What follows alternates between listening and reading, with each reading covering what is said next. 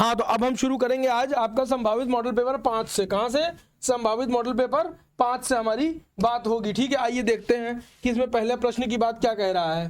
पहला प्रश्न कह रहा है परिमेय संख्याएं 17/2 की पावर 2 गुणित 5 का दशमलव प्रसार निम्नलिखित में से किस दशमलव के स्थान पे समाप्त होगा, के बाद समाप्त होगा। बताइएगा इसको जरा आप लोग थोड़ा सा हल करने का प्रयास करिए। बाकी मैं तो यहाँ हूँ ही बताने के लिए, मैं तो बताऊंगा ही चीज़ों को, ऐसा थोड़ी ना है कि हम नहीं बताएंगे चीज़ों को। भाई चीज़ों को बताते हुए ही आगे बढ़ा जाएगा। चलिए पहले याद रखिए कि इसमें क्या होता है। भाई यहाँ लिखेंगे हम परिमेय संख्या। क्या लिखेंगे? परिमेय संख्या। चलो भैया ये भी मामला हो गया कि परिमेय संख्या क्या होगा। परिमेय संख्या है जो कि दी हुई है कितनी? 17/2 की पावर 2 गुणित 5। यही दिया है कि नहीं दिया है? यही दिया है। तब क्या करोगे आप? अब भैया इसको सॉल्व कर लो ना। 17/2 की पावर 2 गुणित 5, ठीक है, गुणित 5 बराबर क्या हो जाएगा? कुछ नहीं, 17 गुणित 5/2 की पावर 2 गुणित 5 की पावर 2। देखो समय नहीं खराब करना है, तुम ये देख रहे हो कि इसमें पावर क्या है, इसमें 2 दिख रही है, यानी ऑप्शन नंबर 2 आपका एकदम सही आंसर है। बात ठीक है, क्लियर है। आगे बढ़ते हैं। समय बिना खराब किए बिंदु एक्स वाई और -x-y के बीच की दूरी कितनी होगी?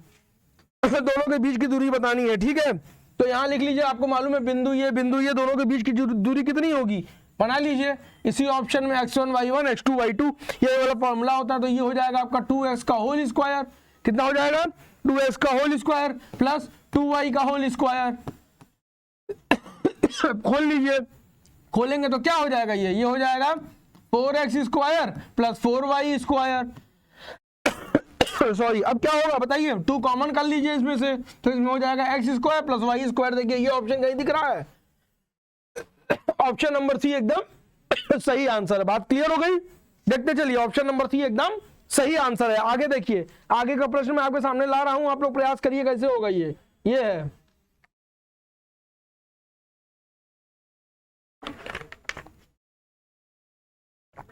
क्या कह रहा है? कह रहा है कि यदि सम चतुर्भुज के विकर्णों की लंबाई 12 सेंटीमीटर और 16 सेंटीमीटर है तो इस सम चतुर्भुज की भुजा की लंबाई कितनी होगी? सम चतुर्भुज के भुजा की लंबाई कितनी होगी? तो भाई ज्ञात है, हमें एक चीज ज्ञात है। क्या ज्ञात है? सम चतुर्भुज ज्ञात है। सम चतुर्भुज, ठीक है, ABCD में, ABCD में, चलो ये हमको ज्ञात है ABCD में क्या है। तथा विकर्ण इसमें क्या है? BD की लंबाई दी है। कितनी दी है? BD की लंबाई। देखो ये सवाल मैं बता दे रहा हूं आपको करके। BD की लंबाई कितनी दी है? 12 सेंटीमीटर दी है। ठीक है, इसमें एक चीज और दिया है, विकर्ण की लंबाई। किसकी दी है? विकर्ण की लंबाई कितनी दी है? 16 सेंटीमीटर दी है विकर्ण की लंबाई। विकर्ण जो कि आपका AC है, ये AC विकर्ण की लंबाई होगी। इतनी चीज आपको क्लियर हो गई। जब इतनी चीज क्लियर हो गई तो इसके बाद आप क्या कर सकते हो? बताओ हमको, जल्दी जल्दी जल्दी बताओ। माना इस समचतुर्भुज, माना इस समचतुर्भुज, माना इस समचतुर्भुज की भुजा कितनी है? इस समचतुर्भुजा AB बराबर BC, ठीक है, AB बराबर BC बराबर CD बराबर AD बराबर X के। इतनी मामला भी क्लियर हो गया। चलो सर, इतना भी मामला आपका क्लियर हो गया। इसके बाद आप क्या करोगे? बताओ इसके बाद क्या करोगे? जल्दी जल्दी बताओ। जब इतना क्लियर हो गया इसके बाद क्या करोगे? बोलो, क्या करोगे? इसमें एक चीज लिख सकते हो। क्या? देखो क्या लिख सकते हो। चित्र उत्र नहीं बनाऊंगा, 1 नंबर की चीजों में चित्र नहीं बनता, डायरेक्ट आंसर आता है। तुम डायरेक्ट भी कर सकते हो इसको। कैसे? भाई ये है 16 का आधा कर लो। देखो डायरेक्ट बता दे रहा हूं, 8। 12 का आधा कर लो, कितना होता है? 6। इस 12 का जब आपने 12/2 किया तो 6 हो गया। हो गया कि नहीं हो गया? अब जब दोनों का आधा आपने कर लिया तो आप क्या कर सकते हो? बताओ मुझे। भाई कुछ नहीं, आप पाइथागोरस थ्योरम लगा दो। क्या? पाइथागोरस थ्योरम यहाँ पे लग जाएगा पाइथागोरस थ्योरम। पाइथागोरस थ्योरम लगेगा तो इसका वर्ग यानी 8 का वर्ग प्लस 6 का वर्ग। देखो डायरेक्ट बता दो ताकि समय बचे। ये हो गया 64 और ये हो गया 36, हो गया टोटल 100 और 100/2 कर लो, सॉरी 100 का वो कर लो अंडर रूट, रुको 100 का अंडर रूट कर लो, 100 का अंडर रूट होता है 10, यानी ऑप्शन नंबर बी आपका एकदम सही आंसर है। आगे बढ़ते हैं। चौथा क्या कह रहा है? कह रहा है जब एक पासे को फेंका गया तो सम संख्या आने की प्रायिकता क्या होगी? भाई एक पासे को फेंका गया तो सम संख्या आने की प्रायिकता क्या होगी? बता चुका हूं पहले ही, 1/2 पहले बता चुका। सम संख्याएं क्या होंगी? 1 होगी, 2 होगी, 4 होगी, 5 होगी, 6 होगी। यही होगी कि कुछ और होगी? भाई ये क्या हो जाएगी पूरी सम संख्याएं? देखो फिर से, सम संख्या आने की प्रायिकता 1 होगी, 2 होगी, 3 होगी, 4 होगी, 5 होगी, 6 होगी। टोटल कितनी हो गई? 6 हो गई। बात समझ में आ गया? हमको उठाना है, ये उठा लिए 3/6, 3 एक कम 3 दूना 6, यही तो कह रहा है। 1/2 आपका आंसर आ गया। चलो आगे बढ़ते हैं। आगे क्या कह रहा है? कह रहा है किसी द्विघात समीकरण ax² + bx + c = 0 में a ≠ 0 के लिए ग्राफ आकृति संबंधी समीकरण y = ax का वर्ग + bx + c के लिए होगा। क्या होगा भाई? इसको चेक करो ना कि क्या होगा। इसको कैसे करोगे बताओ? इसका हल क्या होगा? यहां लिखो द्विघात समीकरण,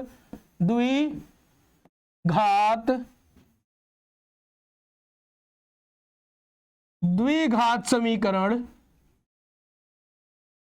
क्या है? ax² + bx + c = 0। द्विघात समीकरण इतना है, ठीक है। इसके बाद क्या करोगे आप? अब इसमें समीकरण भी दिया हुआ है। क्या दिया है? समीकरण क्या दिया है? समीकरण बताओ मुझे। इसमें समीकरण दिया है, कितना दिया है समीकरण? भाई y = ax², ax का वर्ग, y = ax का वर्ग दिया है। तो y बराबर कितना लिख सकते हैं? ax² + bx + c। चलो भैया ये भी मामला क्लियर हो गया, ठीक है। के लिए यहां लिख सकते हो, के लिए ग्राफ की आकृति, के लिए ग्राफ की आकृति क्या है? ग्राफ की आकृति परवलयाकार है, परवलयाकार है। चलो भैया ये भी मामला यहां क्लियर हो गया। और बताओ जो मामला जो पेज फंस रहा है मैं सारा आपके सामने क्लियर कर रहा हूं, ठीक है। तो समीकरण क्या हो जाएगा? परवलयाकार हो जाएगा। Answer number C, answer number C एकदम सही आंसर है आपका। आंसर नंबर सी एकदम सही आंसर है। बात क्लियर हो गई कि नहीं हुई क्लियर? भाई बात आपकी क्लियर हो गई। चलिए इसके बाद देखते हैं कौन सा प्रश्न है। ये वाला है, क्या है? ये है दिए गए चित्र में पीओ वृत्त का चाप, जिसको अरे भैया कितनी बार ही बता चुके हैं, कुछ नहीं होगा। देखो इसको यहां से जोड़ देंगे, इसको यहां से जोड़ेंगे, इसके बाद करेंगे। पीटी स्पर्श रेखा है, ठीक है। ये पीटी एक स्पर्श रेखा है, तो एंगल क्यू पीटी = 60 डिग्री है। तो एंगल पी ओ क्यू कितना होगा? एंगल पी ओ क्यू कितना होगा बताइए मुझको। 60 है, 60 का आधा कर लो 30 डिग्री। तो 30 + 30 कितना हो गया? 30 + 30 हो गया 60 डिग्री हो गया, ठीक है। टोटल बराबर होता है 180 डिग्री के, बता ही चुका हूं। तो 60 डिग्री = 180 डिग्री के, ठीक है। 60 डिग्री = 180 डिग्री के। तब जब 180 डिग्री को 60 डिग्री से घटा दोगे तो कितना आ जाएगा? ऑप्शन नंबर बी आपका सही आंसर होगा, ठीक है। देखो डायरेक्ट करने का प्रयास करो। कैसे होगा? डायरेक्ट करने का प्रयास करो, ज्यादा से ज्यादा प्रयास करो कि डायरेक्ट करो, क्योंकि ये बचाना है समय। युगपत समीकरण इतना और इतना का कोई हल यदि इतना है का मान कितना होगा? ठीक है, पाई का मान कितना होगा? ठीक है। तो युगपत समीकरण हमें ज्ञात है, क्या है? युगपत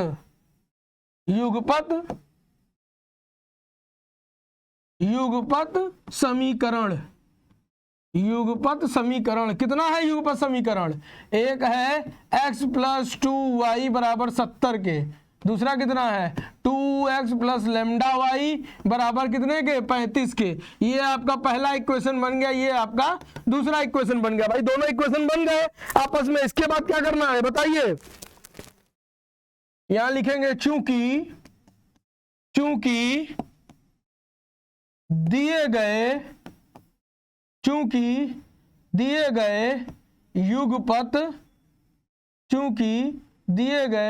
युगपत समीकरण में क्या होगा, समीकरण में आगे बताइए, चूंकि दिए गए युगपत समीकरण में क्या होगा भाई, a1 upon a2 is equals to b1 upon b2 is not equals to c1 upon c2। चलो ये भी मामला हमने क्लियर कर दिया आपको। भाई देखो जल्दी जल्दी सवाल को देखना है और टिक मारना है और कुछ नहीं करना है, ठीक है। तो a1 अपान a2 करोगे तो 1 अपान 2 बराबर कितना हो जाएगा, 2 अपान लेमडा हो जाएगा। कितना हो जाएगा, 2 अपान लेमडा।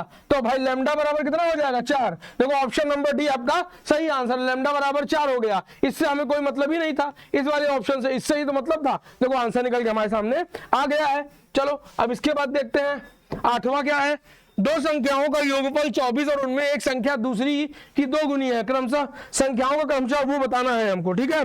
माना एक संख्या, लिखिए माना एक संख्या कितनी है, x है। माना एक संख्या x है और दूसरी संख्या दुगनी है, दूसरी संख्या क्या है, दुगनी है। दुगनी है यानी कितना हो जाएगा, 2x है। माना एक संख्या x है, दूसरी संख्या 2x है, तो क्या हो जाएगा भाई, ये हो जाएगा x प्लस 2x बराबर 24 के, ये दिया हुआ है। तो ये हो जाएगा 3x बराबर 24 के। तो x बराबर कितना हो जाएगा, 24 बटा 3 यानी 8 आ गया। भाई x की वैल्यू कितनी आ गई, 8 आ गई। चलो एक तो हमें निकल के समझ में आ गया कि x की वैल्यू कितनी आ गई, 8 आ गई। अच्छा ये क्या निकल आई, ये पहली संख्या निकल आई जो हमने माना था। दूसरी संख्या क्या हो जाएगा, 8 गुणते 2 कर दीजिए 16, यानी ऑप्शन नंबर ए आपका एकदम सही आंसर है। आगे बढ़ते हैं, ये क्या है, दिए गए चित्र में त्रिभुज एबीसी के आधार पर बीसी के समांतर रेखाखंड पीक्यू खींचा गया। यदि पीक्यू अनुपाते बीसी अनुपाते 1/3 एपी तथा पीबी का अनुपात होगा, एपी बटा पीबी का अनुपात कितना होगा, बताओ कितना होगा, जल्दी जल्दी जल्दी जल्दी जल्दी जल्दी प्रयास करो। भाई इसमें डायरेक्ट लिख सकते हो एपी बटा पी क्यू, एपी बटा पी क्यू बराबर एबी बटा बीसी, बराबर एबी बटा बीसी। तो कितना हो जाएगा, यहां लिख सकते हो, क्या लिखोगे, एपी बराबर बीपी, एपी बराबर बीपी, एबी बराबर एपी बराबर ए बी, ठीक है। एपी बराबर ए बी बराबर पी क्यू बराबर बी सी। ये कितने के बराबर है, ये 1:3 यानी 1/3 के बराबर है। इसके बाद इसमें क्या करना है, इसके बाद इसमें कुछ भी नहीं करना है। इसके बाद इसके अनुपात को निकाल के हमारे सामने ले आना है। इसके अनुपात को निकालने के लिए आप क्या करोगे भाई, इसमें एक फॉर्मूला लगता है, क्या, AP plus P B, AP plus P B upon AP, ये हो गया। तो इसमें क्या लिख सकते हैं आप, बराबर लिख सकते हैं 1 plus P B upon A P plus 3, ये लिखेंगे।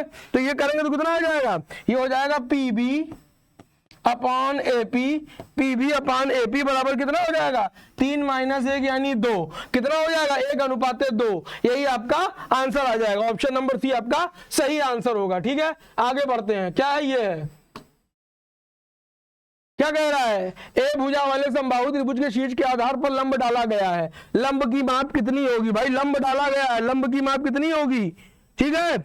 माना ए भुजा वाला एक समबाहु त्रिभुज है एबीसी, ठीक है, इसकी जिसके आधार बीसी पर एक लंब डाला गया है। मान लीजिए ये एक त्रिभुज बन गया, ये मैंने एक त्रिभुज बना दिया, कोई दिक्कत नहीं। ये ए हो गया, ये बी हो गया, ये सी हो गया। इस पर एक लंब डाल दिया मैंने, इसको मैंने इस पर एक लंब डाल दिया, इसको मैंने एम नाम दे दिया। बात समझ में आ गई, कोई दिक्कत नहीं। अब बताओ इसमें प्रश्न क्या कह रहा है, तो इसमें पाइथागोरस प्रमेय लगेगा। क्या लगेगा, पाइथागोरस प्रमेय इसमें लगेगा। चलो भैया पाइथागोरस प्रमेय इसमें लगाते हैं। पाइथागोरस प्रमेय के लिए क्या करोगे, यहां लिखोगे लंब की माप, लंब की नाप बराबर कितने के हो जाएगा, लंब की नाप बराबर ए स्क्वायर माइनस ए बाई 2 का होल वर्ग, ए स्क्वायर माइनस ए बाई 2 का होल वर्ग। ये खोलोगे तो कितना हो जाएगा, ये तुम्हारा हो जाएगा ए स्क्वायर माइनस ए बटा 4 के, इतना ही होगा ना, ए वर्ग बटा 4 के, इतना ही होगा। इसके बाद क्या करोगे, अरे भैया ये तुम्हारा हो जाएगा कितना, अंडर रूट इतना √3/4 ए मात्रक। ऑप्शन नंबर सी एकदम सही आंसर होगा। ऑप्शन नंबर सी आपका एकदम, सॉरी ऑप्शन नंबर ए आपका होगा, सी नहीं होगा। ऑप्शन नंबर ए एकदम सही आंसर आ जाएगा। इसको सॉल्व करने के बाद, इसको सॉल्व करोगे आप तो आपका आंसर आएगा लमसम 3a² 4। इसको जब बाहर करोगे तो कितना आ जाएगा, इसको बाहर करोगे तो √3/2a आ जाएगा, जो कि ऑप्शन नंबर ए आपका सही आंसर है। ठीक है, आगे बढ़ते हैं। 1 से 15 तक की सम संख्याओं का समांतर माध्य, 1 से 15 तक की संख्याओं का समांतर माध्य निकालना है, 1 से 15 तक की। ठीक है, 1 से 15 तक की संख्या होंगी 2, 4, 6, 8, 10, 12, 10 और ये 12, यही हो गई। 2, 4, 6, 8, 10, 12, भाई 15 तक की बात है, यानी 14 भी हो जाएगा। चलो इतना हो गया समांतर माध्य ना। तो सम संख्याओं का योग बटा टोटल कितनी संख्याएं, देखो 1, 2, 3, 4, 5, 6, 7, 7 संख्याएं हैं। तो 2 + 4 + 6 8 + 10 + 12 + 14 बटा 7। इसको करिए, जोड़कर इसका आंसर निकालिए। इसको जोड़कर इसका आंसर निकालेंगे तो ये आएगा 56/7, यानी 7 और 56। देखिए 8 कहीं है, ऑप्शन नंबर बी आपका एकदम सही आंसर है। चलिए आगे बढ़ते हैं। क्या कह रहा है, 6 सेंटीमीटर त्रिज्या वाले वृत्त का एक चाप केंद्र 60 डिग्री का कोण अंतरित करता है। त्रिज्या, ये त्रिज्या है। ठीक है, त्रिज्या खंड का क्षेत्रफल कितना होगा, हमको त्रिज्या खंड का क्षेत्रफल निकालना है। ठीक है, तो त्रिज्या खंड देखो ये इस तरह बनेगा, समथिंग ये इस तरह बन जाएगा। ये आपका बन के सामने आ गया। ठीक है, बात समझ में आ गई। ये ओ हो गया, ये आपका 60 डिग्री हो जाएगा। कितना हो जाएगा, 60 डिग्री। ये आपका हो जाएगा 6 सेंटीमीटर। देखो ये प्रश्न के हिसाब से दिया है, मैं अपने हिसाब से कुछ भी नहीं बता रहा हूं। ये आपका ए मानेंगे, ये आपका बी मानेंगे। ध्यान से देखते चलिए, ये भी 6 सेंटीमीटर हो जाएगा। बात क्लियर हो गई। चलो इतना मामला क्लियर हो गया। इसके बाद क्या करोगे आप, अब हमको पता है क्या, ओ ए बी, ठीक है, का क्षेत्रफल कितना होगा, का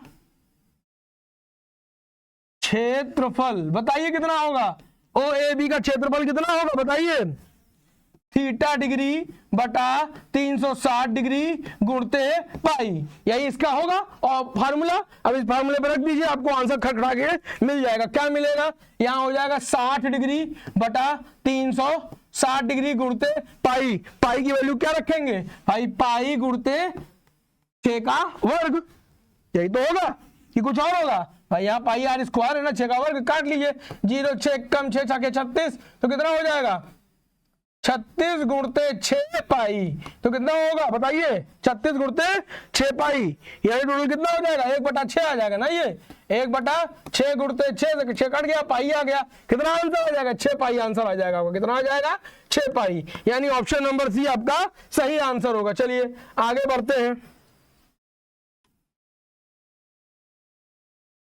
13वां देखते क्या है, साइन 31 डिग्री बटा cos 59 डिग्री का मान कितना होगा। साइन 31 डिग्री बटा cos 59 डिग्री, कुछ नहीं, लिख लीजिए साइन 31 डिग्री बटा cos 59 डिग्री 59 डिग्री, ये हमें क्लियर हो गया। ठीक है, क्या लिख सकते हैं, यहाँ पे लिख सकते हैं साइन 31 डिग्री बटा, क्या लिखेंगे बताइए जल्दी, cos 90 डिग्री माइनस 31 डिग्री, यही लिखेंगे। तो नीचे क्या लिख सकते हैं बताइए, आंसर आ जाएगा आपका भाई, यहां भी आ जाएगा साइन 31 डिग्री बटा, इसको सॉल्व करेंगे तो ये भी आ जाएगा साइन 31 डिग्री, ये आपस में कट गया बटा 1, यानी ऑप्शन नंबर सी आपका क्या होगा, एकदम सही आंसर होगा। चलिए आगे बढ़ते हैं। क्या कह रहा है, समबाहु त्रिभुज एबीसी में भुजा एबी की माध्यिका सीडी है, सीडी वर्ग का मान कितना होगा, सीडी के वर्ग का मान ज्ञात करना है। तो लिखिए यदि tan थीटा, मान लिया हमने, यदि tan थीटा बराबर कितना हो जाएगा, यदि tan थीटा बराबर 2ab upon a square minus B square, a square minus B square, यानी कितना हो जाएगा लंब बटा आधार। चलो भैया लंब बटा आधार, ये मामला तो तुम्हारा क्लियर हो गया, लंब बटा आधार। इसके बाद क्या कर लोगे, जल्दी जल्दी बोलो। तो आप पाइथागोरस प्रमेय लगाओ ना भाई, इसमें आप पाइथागोरस प्रमेय लगेगा, पाइथागोरस प्रमेय लगा के सूत्र के हिसाब से सवाल सॉल्व कर लो। ये हो जाएगा कितना बता ही चुके हैं, 2ab का वर्ग प्लस ब्रैकेट में ए स्क्वायर माइनस बी स्क्वायर का होल वर्ग कर लो। इसको सॉल्व करो, कितना आएगा, सॉल्व करो इसको जल्दी जल्दी। ये भैया कितना आ जाएगा, ये हो जाएगा 4a square b square plus a square minus B square, a square plus b square minus 2ab का होल वर्ग।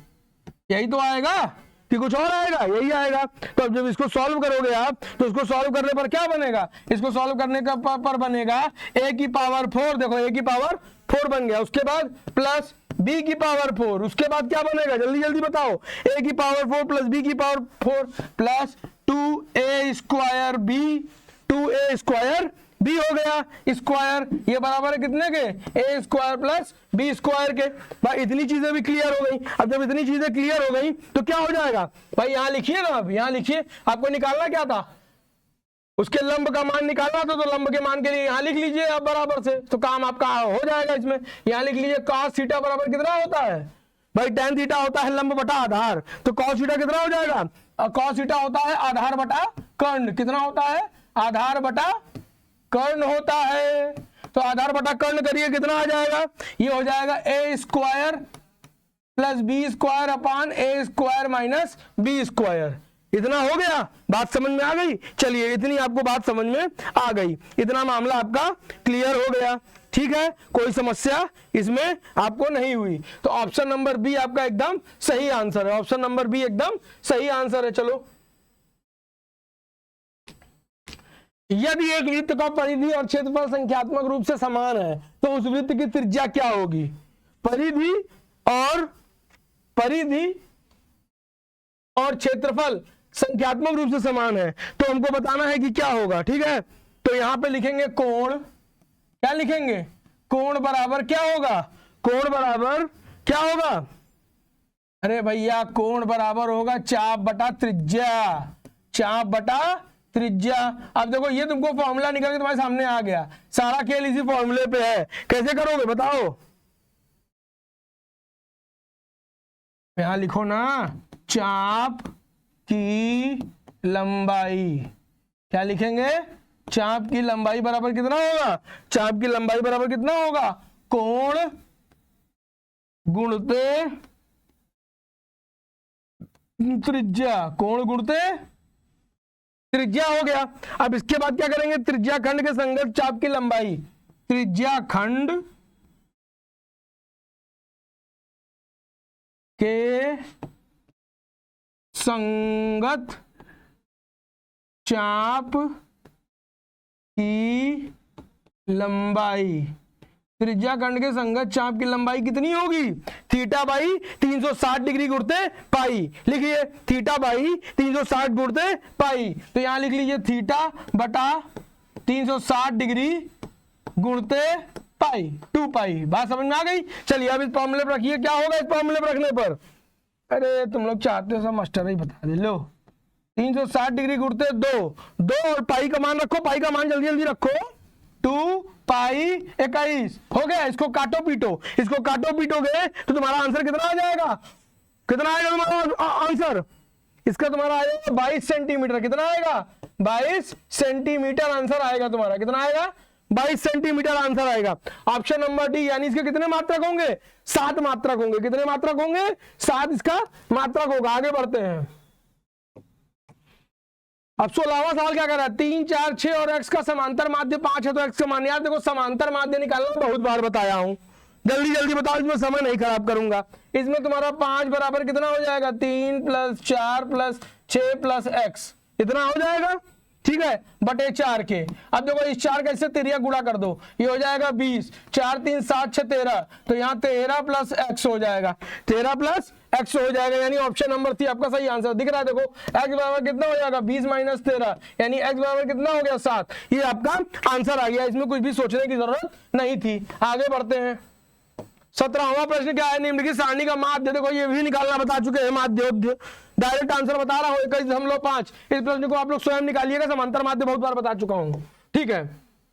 17 के बाद 18वां प्रश्न क्या है, किसी आयताकार खेत का क्षेत्रफल, खेत का क्षेत्रफल है, खेत 30 मीटर वर्ग है। यदि उसकी लंबाई उसकी चौड़ाई से 1 मीटर अधिक हो तो उन्हें ज्ञात करने के लिए द्विघात समीकरण क्या होगा? उन्हें ज्ञात करने के लिए आपको द्विघात समीकरण लगाना है। 18वां ये प्रश्न है, द्विघात समीकरण लगाना है। क्या लगाओगे भैया? देखो 30 मीटर ज्यादा है, 30 मीटर ज्यादा है, ठीक है, और 1 मीटर अधिक है, 1 मीटर अधिक है यानी x + 1 + x ज्यादा है, तो इसका क्या समीकरण बनेगा? जल्दी बताओ, इसका समीकरण बताओ क्या बनेगा? अरे इसका समीकरण ये दिख रहा है ना, x² + x - 30। देखो यहां से दिख रहा है, आंसर आ गया भाई। ये यहां पे जब इसको सॉल्व करोगे तो ये बन जाएगा x² + x, इसका साइड चेंज होगा -30। देखो ऑप्शन नंबर सी निकलकर आपके सामने आ गया। ठीक है, आगे बढ़ते हैं। क्या कह रहा है? समांतर श्रेणी, एक प्रश्न छूट गया क्या? हाँ, ये निम्नलिखित बारंबारता बंटन का बहुलक ज्ञात करिए। देखो बहुलक निकालना भी बता चुके हैं, माध्य, बहुलक, माध्यिका, ये सब आप ट्राई करिए क्या निकलेगा। भाई सबसे अधिक बारंबारता आपकी 8 है, उपयुक्त में दी गई, ठीक है, तो 3 और -5, ऑप्शन नंबर बी आपका सही आंसर होगा। 3 से 5 ये है ना, 3 से 5 यही आपका सही आंसर होगा। 20वां क्या है? समांतर श्रेणी 3 1 -1 -3 के लिए सर्वांतर होगा, सर्वांतर होगा। बताइए सर्वांतर क्या होगा? समांतर श्रेणी लिखिए पहले, समांतर श्रेणी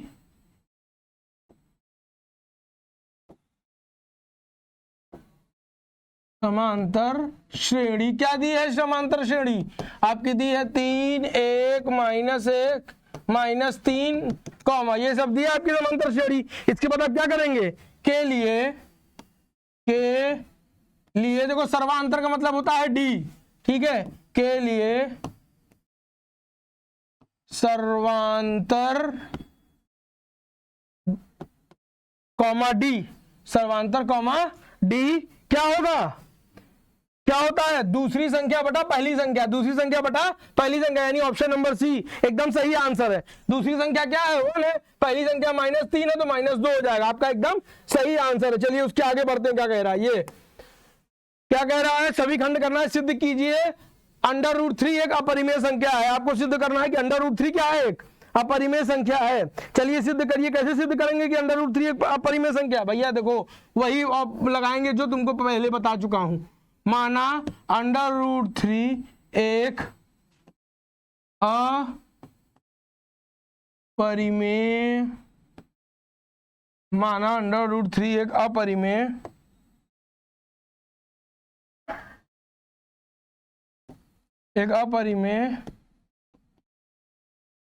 संख्या है।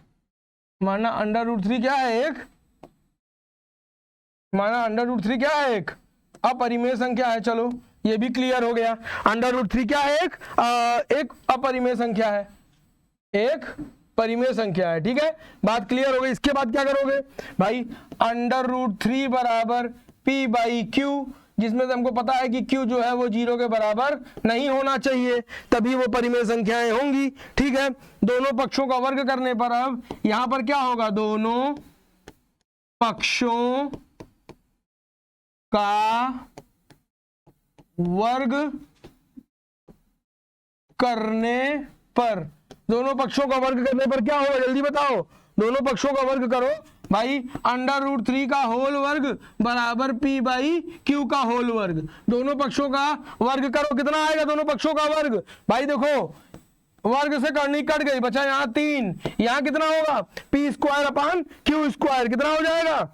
यहाँ हो जाएगा p²/q²। चलो ये भी मामला क्लियर हो गया। इसके बाद क्या करोगे? देखो ये मिटा रहा हूं ऊपर स्क्वायर बटा q², एक नया पेज ले रहा हूं। चलो यहां पे तुम्हारा इतना आ गया, कितना आ गया?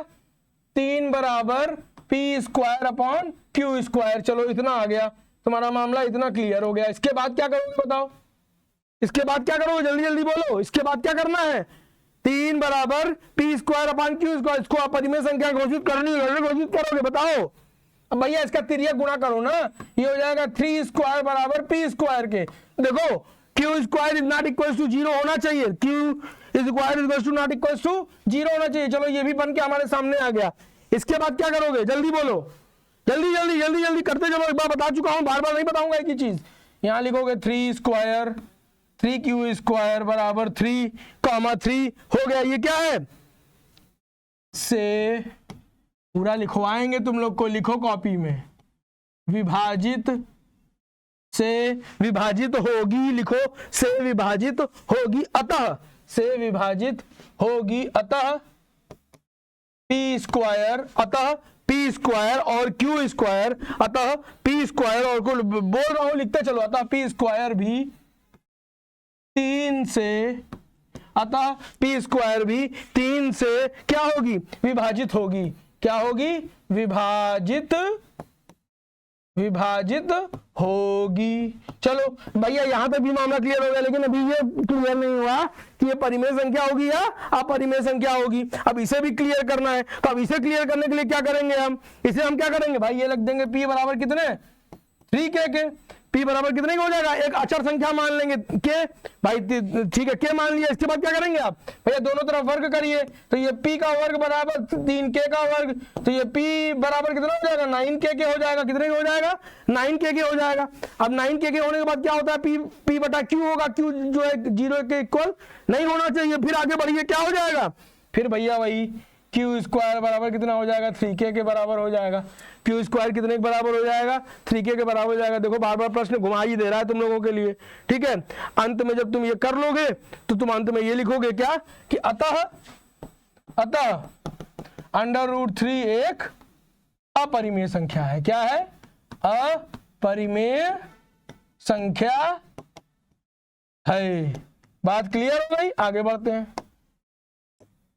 क्या कह रहा है, x और 1/x का माध्य m है, तो x घन और 1/x घन का माध्य ज्ञात कीजिए। भाई दोनों का माध्य निकालना है। देखो माध्य निकालना बता चुका हूं, माध्य निकालना बहुत बार बताया हूं। इस प्रश्न को आप ट्राई करिए, मैं बता रहा हूं लेकिन आप ट्राई करिए इस प्रश्न को। बहुत बार बताया, बार बार नहीं बताऊंगा एक ही चीज, ठीक है। चलो x प्लस लिख दे रहा हूं फॉर्मूला की, कैसे करना है करेंगे आप स्वयं, ट्राई आप खुद करेंगे, ठीक है। तब तक आप इसको ट्राई करिए, इसका माध्य निकालिए।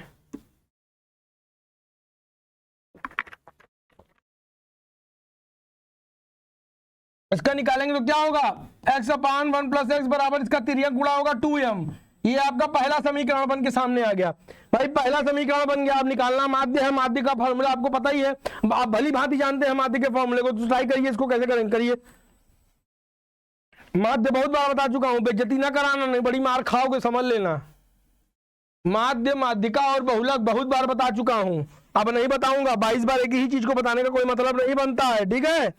अब इसके बाद क्या करोगे, इसमें लिखोगे अब इसमें यहां मामला थोड़ा सा बदलेगा। क्या बदलेगा बताइए भैया, यहां x का वर्ग है और यहां लिखोगे और 1/x घन, ये कितने के बराबर होगा, x का घन प्लस 1/x का घन कितने के बराबर होगा, जल्दी बताइए। x घन और 1/x का घन जो है वो कितने के बराबर होगा, जल्दी से जल्दी सॉल्व करके बताओ, बहुत इजी है बेटा।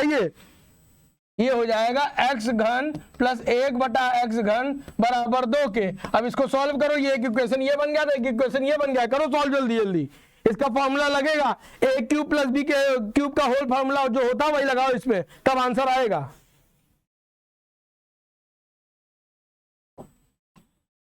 बता रहा हूं लेकिन तुम लोग कोशिश करो।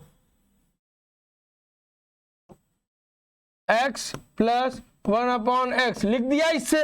इसके बाद क्या करोगे इसमें, अरे एक ब्रैकेट में लिखोगे x² + 1/x², उसके बाद -1, ये भी हो गया तुम्हारा। अब जब ये भी हो गया तो बटे कितने के है, टोटल बटे कितने के है, बटे 2 के है, तो बटे 2 के करो, बटे 2 के करो, ठीक है। चलो अब यहां बटे 2 के लगा लो।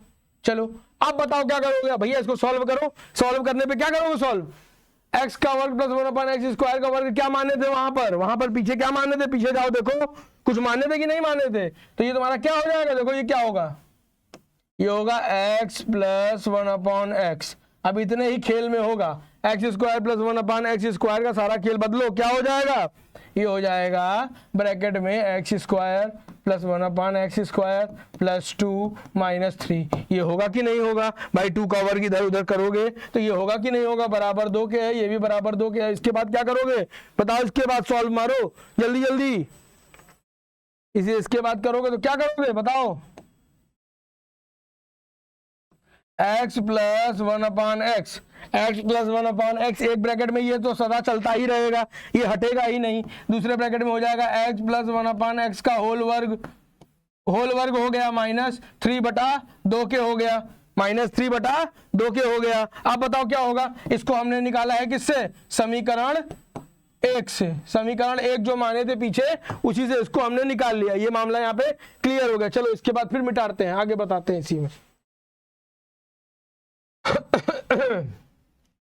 ये समीकरण 1 से चीजें निकलकर आपका मामला क्लियर हो गया। जब समीकरण 1 से चीजें आ गई, तब इसके बाद इसका आंसर निकालने के लिए सिर्फ एक काम करना होगा, क्या, अब इसको एग्जीक्यूट कर दो, यानी इसको बदल दो। जैसे ही इसके फॉर्मूले को बदलोगे तो ये तुमने 2m माना था, x प्लस 1/x को तुमने कितना माना था, 2m माना था, रख दिया 2m। अब इसके बाद ये बताओ x प्लस 1/x का होल स्क्वायर कितना होगा, अरे ब्रैकेट में ये भी 2m है तो वो भी 2m का वर्ग हो जाएगा। करो, 2m का वर्ग होगा, 2m का वर्ग कितना आएगा, ब्रैकेट में रख दो बच्चा, 2m स्क्वायर -3 है, 3 है ही है, बटा कितने के है, 2 के है। बस इतना बराबर हो गया मामला। इसके अलावा और कुछ करना है क्या, नहीं करना है। अब इसमें क्या करोगे बताओ, अब भैया इसमें देखो 2 से 2 कट गया, हाँ कॉमन ले लिए, बचा कितना m, देखो चीजें दिखने लगती हैं, देखो 2 से 2 कट गया, बचा कितना m। अब अंदर के लिए क्या करोगे, अंदर के लिए भी इसका वर्ग करो, इसका वर्ग करोगे तो कितना हो जाएगा, 4m स्क्वायर -3। यही आपका आंसर हो गया, इसी को आपको क्या कहेंगे, यही आपका उत्तर हो गया, हल हो गया। आगे बढ़ते हैं। चलो क्या कह रहा है, 2 घनों जिनमें से प्रत्येक का आयतन 64 सेंटीमीटर घन है, कितना है, 64 सेंटीमीटर घन है, कि संलग्न मतलब मिला देना, पलकों को मिलाकर एक घना बनाया जाता है। ये अब मैं बता चुका हूं सवाल, ये सवाल मैं आपको पिछले उसमें बता चुका हूं, एक बार ट्राई करिए इसको मैं बता चुका हूं, इसको मैं बार बार नहीं बताऊंगा, इसका आंसर आपको बता दूं 160 मीटर वर्ग आएगा। इसको लगाइए, सवाल बता चुका हूं इसका। देखिए ये चित्र ऐसे बनेगा, ये देखो याद आ जाएगा तुम लोग को, ये चित्र बना है, एक ये चित्र बनेगा, 2 चित्र अलग अलग बनेंगे, फिर बाद में इन्हीं को जोड़ दिया जाएगा एक साथ। जब इन्हीं को दोनों को जोड़ दोगे तो आपका आंसर अपने आप 160 मीटर वर्ग निकाल के आएगा। कोशिश करो तब तक, फिर मैं बताऊं। अरे भैया इसकी साइड दी है 6a, इसकी भी साइड दी है 6a, दोनों हो गया 6a + 6a का वर्ग। तो जब 6 का वर्ग हो गया तो टोटल कितने के बराबर है, टोटल कितने के बराबर है, 64 के बराबर है। करिए, आंसर अपने आप आएगा, काहे टेंशन लेते हैं, इसको ट्राई करिए फिर से, और ट्राई करके हमें बताइए, कोई दिक्कत होगी तो कमेंट करिएगा, फिर मैं इस सवाल को बताऊंगा। अभी नहीं बताऊंगा क्योंकि 3 बार बता चुका हूं ये सवाल। ठीक है, आगे बढ़ रहा हूं। क्या कह रहा है, निम्नलिखित बारंबारता पढ़ने, फिर वही आ गया, माध्यक बहुलक पीछे पड़ गया है मेरे। देखो माध्यक का फॉर्मूला क्या होता है बताओ, माध्यक बराबर कितना होता है, माध्यक बराबर कितने के होता है बताओ जल्दी जल्दी।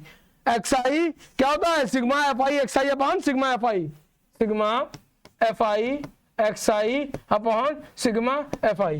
बारंबारता दिया है, बारंबारता यानी सिग्मा f है। इसके बाद आप xi निकाल लीजिए, और xi निकालने के बाद इसको जोड़ दीजिए। माध्यक भी बता चुका हूं, देखो बताई हुई चीज दोबारा नहीं बताने वाला, चाहे जो हो जाए, समय बचाना है, आगे बढ़ना है। इस तरह की सवालें मैं आपको कई बार करा चुका हूं, एकदम आपको रट चुकी है, इसमें कोई भी दिक्कत नहीं होगी। बात समझ में आ गई, ठीक है। इसका आंसर आपका लगभग आएगा 27.5, लेकिन इसका जो माध्यक होगा वो 20 से 30 होगा। बात समझ में आ गई, चलिए इसको भी करिएगा, जहां समस्या होगी पूछिएगा। दिया गया है कि HCF इतना दिया है 51 के बराबर, LCM इतना का मान ज्ञात कीजिए। इसका भी फॉर्मूला होता है क्या, HCF गुणते LCM बराबर क्या होगा, पहली संख्या गुणते दूसरी संख्या, होता है कि नहीं, पहली संख्या बराबर दूसरी संख्या। लगाइए, ये सवाल लगाइए, पहली संख्या बराबर दूसरी संख्या के, लगाइए।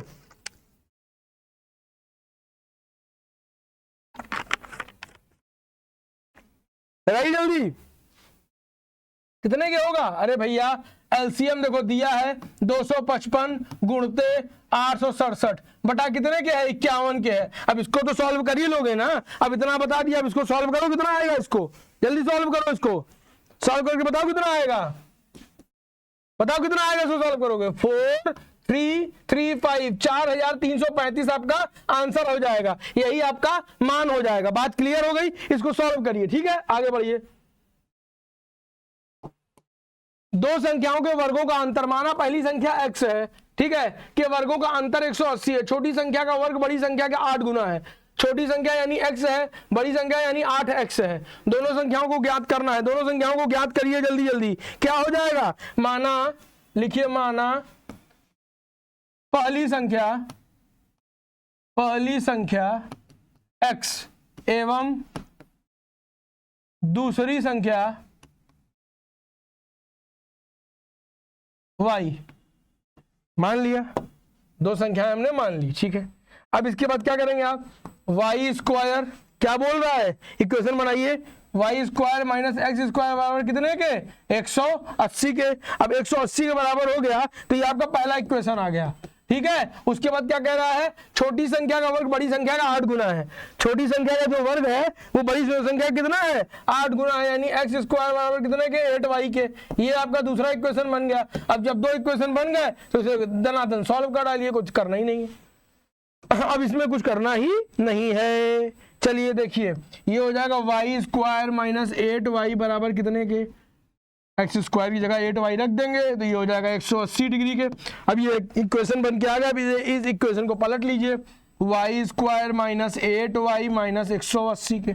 अब जब माइनस 180 के करेंगे तो क्या करेंगे बताइए, यहाँ लिख देंगे वाई स्क्वायर माइनस, कई बार 80 के जाएगा, माइनस 18y, ठीक है, माइनस 10y माइनस 180 के, तो y माइनस 18 हो गया। यहाँ क्या होगा, जल्दी बोलिए, यहाँ क्या होगा, यहाँ कितना होगा, यहाँ प्लस 10 होगा। कितना होगा, प्लस 10 हो जाएगा। आगे बताइए क्या होगा, जल्दी जल्दी बोलिए। यहाँ होगा y माइनस 18। देखिए दो चीज मिल गई, y माइनस 18 मिल गया और यहाँ y प्लस 10 मिल गया। तो y बराबर कितना हो जाएगा, प्लस 18 हो जाएगा। ये y बराबर माइनस 10 होगा। अब प्लस माइनस की वैल्यू लेते ना, इसलिए प्लस वाला आंसर आपका एकदम सही होगा। बात क्लियर हो गई, आगे बढ़ते हैं। बिंदु 1.1 और -4,5 को मिलाने वाले रेखाखंड को x द्वारा विभाजित करने पर बिंदु का निर्देशांक ज्ञात करना है कि किस निर्देशांक पर वह बिंदु बनेगा। जल्दी बताइए, किस निर्देशांक पर वह बिंदु बनेगा। क्लियर करिए इस मामले को जल्दी जल्दी। बिंदु के निर्देशांक की बात यहां हो रही है भाई। ए बी के निर्देशांक ज्ञात है, कितना है, 1,-5, ठीक है। जिसमें से ए का जो निर्देशांक है ए, वो कितना है, 4,-4,5 है, ठीक है। और बी का निर्देशांक कितना है, बी का निर्देशांक कितना है, 1,-5 है। चलो हमें निर्देशांकों के बारे में पता चल गया, ठीक है। तो यहां लिखेंगे बिंदु -4,5 एवं 1,-5 से होकर जाने वाली रेखाखंड, से होकर जाने वाली रेखाखंड क्या होगा, किस पर विभाजित करेगी, निर्देशांक बिंदु सी पे, बिंदु सी पर विभाजित करती है। बिंदु सी के निर्देशांक x,0 है। चलो ये भी क्लियर हो गया, इसके भी निर्देशांक मैंने लिख दिए, ठीक है। अब आगे बढ़ते हैं, इसके बाद इसमें क्या करेंगे, ये इतना तो क्लियर हो गया। अब चाहिए चित्र पे देखते हैं, चित्र क्या बनेगा इसका।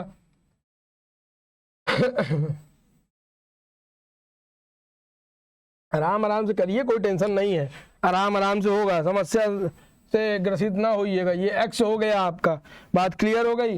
ये x,0 हो गया, ठीक है। ये c बन गया, कोई दिक्कत नहीं, ठीक है। एक यहाँ से लाइन खींच दिया, ये a रेखाखंड हो गया जो कि b से चल रहा है, बात क्लियर हो गई। एक ये रेखाखंड खींच दिया जो कि y हो गया, ये आपका चित्र बन के आ गया। ये लिख देंगे y माइनस y1, ठीक है, बराबर y2 माइनस y1 अपान x2 माइनस x1। लिखिए x2 माइनस x1, ये भी क्लियर हो गया। x2 माइनस x1, ये भी क्लियर हो गया। यहाँ पे हो जाएगा x माइनस x1, यही फॉर्मूला होगा, इसी फॉर्मूले पे रख दीजिए, आपका आंसर आ जाएगा। ये हो जाएगा y माइनस 5 बराबर माइनस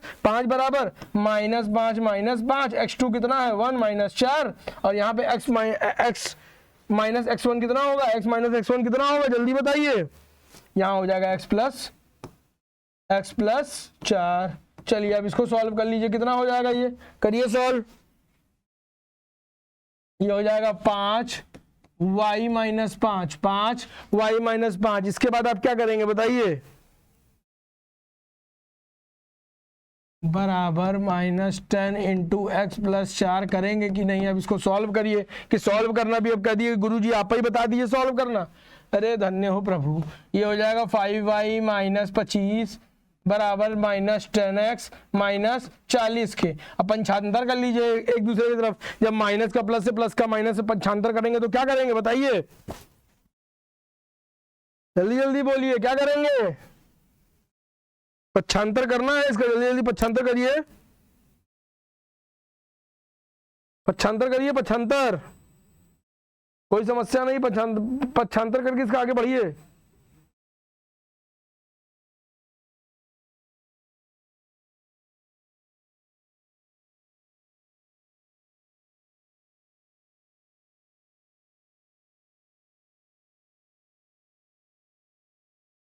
भैया ये हो जाएगा 10x प्लस 5y, 40 और 25 को घटाइए कितना आएगा, 15 आ जाएगा। यहाँ पे 15 आ गया। अब 10x प्लस 15 बराबर 15 के, जब 10x प्लस 15y बराबर 15 के आ गया तब इसमें क्या बन जाएगा बताइए, हैं, ये माइनस 15 के रहेगा तो ये बन जाएगा 10x प्लस 15y प्लस 15 के। जब इतना बन गया तो इसके बाद आप क्या करेंगे बताइए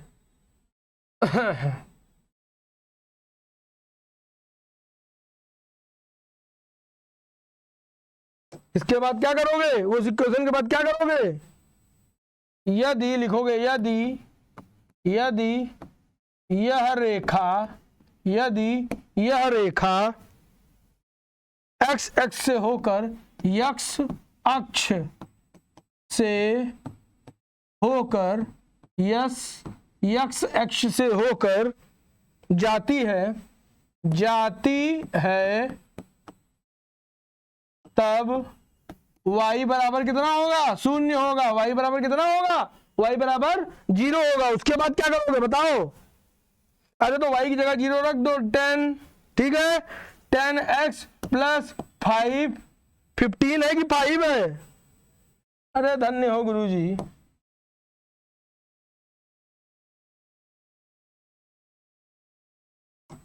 ये 10x प्लस 5y है, 10x प्लस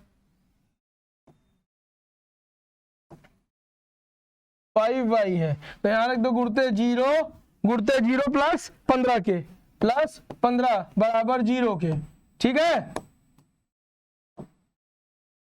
प्लस 15 बराबर 0, तो ये हो जाएगा 10x प्लस 15 बराबर 0 के। भाई 5 0 ही हो गया, उससे कोई मतलब हुआ ही नहीं। तो x बराबर कितना हो जाएगा, माइनस 15/10, माइनस 15/10 यानी कितना हो जाएगा, माइनस 3/2, माइनस 3/2, ठीक है। तो यहां लिख सकते हैं क्या मिटा रहा हूं, देखो क्या लिखना है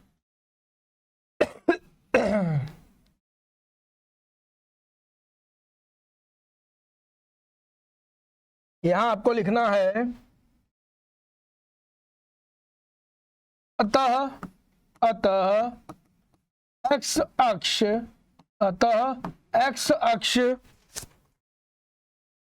द्वारा रेखा को विभाजित x अक्ष द्वारा रेखा को जब आप विभाजित करते हैं तो क्या होगा, करने वाले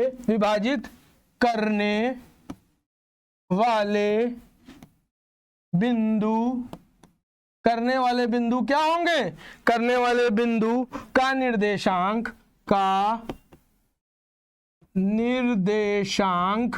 कितना होगा, -3/2 गुणित 0 होगा, होगा। चलो यही आपका आंसर हो जाएगा। आगे बढ़ते हैं, यही आपका उत्तर हो गया। विवरण देते हुए आगे बढ़ूंगा, ठीक है। चलिए सबसे पहले जो सवाल दिया है, 4 सेंटीमीटर, 5 सेंटीमीटर और 6 सेंटीमीटर भुजा वाले एक त्रिभुज की रचना कीजिए और फिर इसके संगत एक अन्य त्रिभुज की रचना कीजिए जिसकी भुजाएं पहले त्रिभुज की संगत भुजाओं की 2/3 गुनी हो। 2/3 गुनी हो यानी 2/3x हो। चलो अब आगे बात करते हैं। इसमें मैं एक नया पेज लूंगा और आपको इससे शुरू करना बताऊंगा, ठीक है। सबसे पहले लिखेंगे एक त्रिभुज ABC, एक त्रिभुज ABC जिसकी भुजाएं जिसकी देखते चलिएगा, जिसकी भुजाएं AB कितना दिया था भैया? AB दिया था 4 सेंटीमीटर, 4 सेमी। चलो ये हो गया। AB कितना हो गया था आपका? 4 सेंटीमीटर। BC आपका कितना हो गया था? देखो BC आपका हो गया था 5 सेंटीमीटर। चलो ये भी पता है हमको, BC 5 सेंटीमीटर हो गया था। और आपका जो AC था, AC कितना था? AC था आपका 6 सेंटीमीटर। चलो इतनी चीजें हमें पता है, इसमें कुछ करने की जरूरत नहीं है, ठीक है। चलिए अब देखिए, ये त्रिभुज आपके सामने बनेगा, मैं बना रहा हूं, आप देखते चलना, ठीक है। ये बना, कोई दिक्कत नहीं, ध्यान से देखते चलना। इसके कोऑर्डिनेट्स थोड़े से अलग हो सकते हैं, उसमें भी टेंशन लेने की बात नहीं है। AB हो गया, बात समझ में आ गई? AB हो गया, ये X हो गया, AB और X हो गया, ठीक है। देखो AB जो है, AB ये आपका 4 सेंटीमीटर है। कितना है? 4 सेंटीमीटर यहाँ दिया हुआ है, देख रहे हैं, ठीक है। उसके बाद आपको बात क्या करनी है? आपको बात करनी है BC की। ये आपका ऑप्शन, ये C है, तो अब BC की बात करनी है। तो ये टोटल कितना हो गया आपका?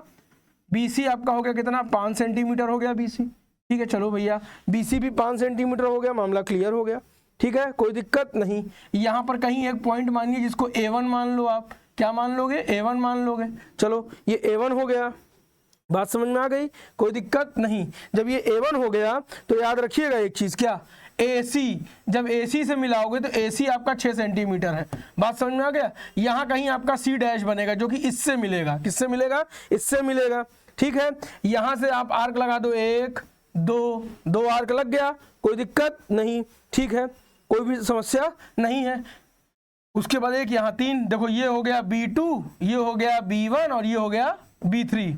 देखो ये 3 चीज हो गई, ये इतना मामला क्लियर हो गया। चलो अब आगे बढ़ते हैं और इसमें क्या कह रहा है देखते हैं। भाई इसमें ये कह रहा है ये आपका A1 है, इतनी मामला यहाँ पे क्लियर हो गया। अब यहाँ पे हम लिखेंगे रचना के चरण। क्या लिखेंगे? रचना के चरण। चलिए रचना के चरण, रचना के चरणों की बात होगी। ये आपके सामने बनकर आ गया, सभी लोग इसको बना लीजिए क्योंकि मिटा दूंगा और इसके रचना के चरण आपके सामने लिखूंगा। सभी लोग इसको कर लीजिए, ठीक है, बना लीजिए इसको, फिर आगे बात करते हैं इस पर। चलिए अब रचना के चरण लिखने हैं और कैसे कैसे लिखने हैं ध्यान दीजिएगा हमारे साथ, हैं। पहला लिखिए BC, लिखिए BC से शीर्ष, BC से शीर्ष, ठीक। ए की दूसरी ओर न्यून कोण, शीर्ष A की दूसरी ओर न्यून कोण बनाती है, न्यून कोण बनाती है। चलो भैया ये भी मामला क्लियर कर दिया यहाँ पे कि बनाती है, ठीक है, बनाती है। और इसमें एक किरण खींचिए BX, एक किरण खींचिए, एक किरण खींचिए जो कि क्या कहलाएगी आपकी? BX कहलाएगी। चलो भैया दूसरा चरण देखो क्या हो जाएगा। अब इसका दूसरा चरण देखो, दूसरे चरण के लिए थोड़ा सा हम पेन का प्रयोग दूसरे करेंगे, ठीक है। यहाँ पे लिखेंगे BX पर बिंदु, BX पर बिंदु, BX पर बिंदु 2, BX पर बिंदु 2/3 में 2/3 में 2 और 3 बड़ी संख्या है, 2 और 3 बड़ी संख्या है। 2 और 3 क्या है? बड़ी संख्या है। मामला ये भी क्लियर हो गया।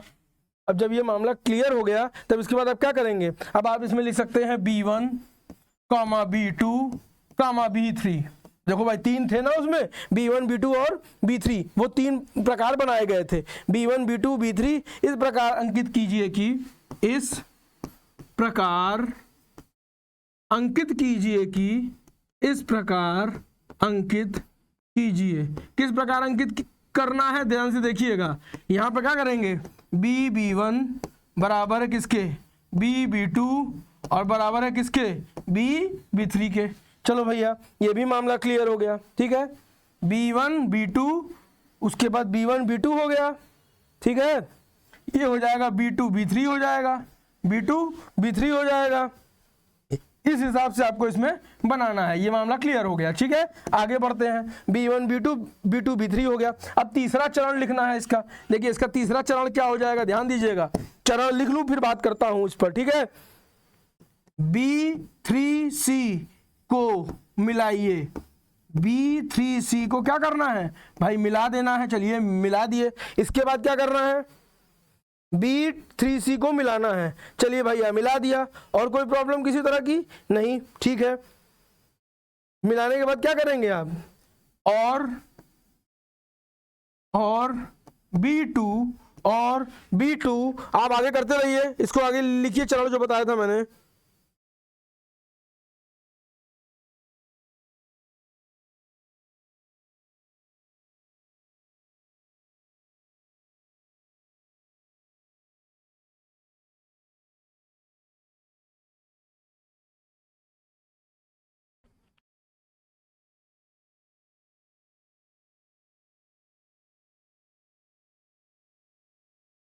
हाँ चलिए सभी लोग करिए इसको, इसके चरण को बताइए आगे क्या लिखेंगे। B2 में B को मिलाकर, आगे बताइए। B2 में B को मिलाकर क्या करेंगे? बोलते चलिए।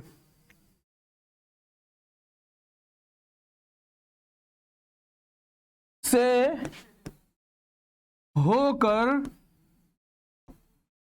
जाने वाली, से होकर जाने वाली समांतर रेखा, से होकर जाने वाली समांतर रेखा, से होकर जाने वाली समांतर रेखा BC को C डैश पर प्रतिच्छेद करती हुई, प्रतिच्छेद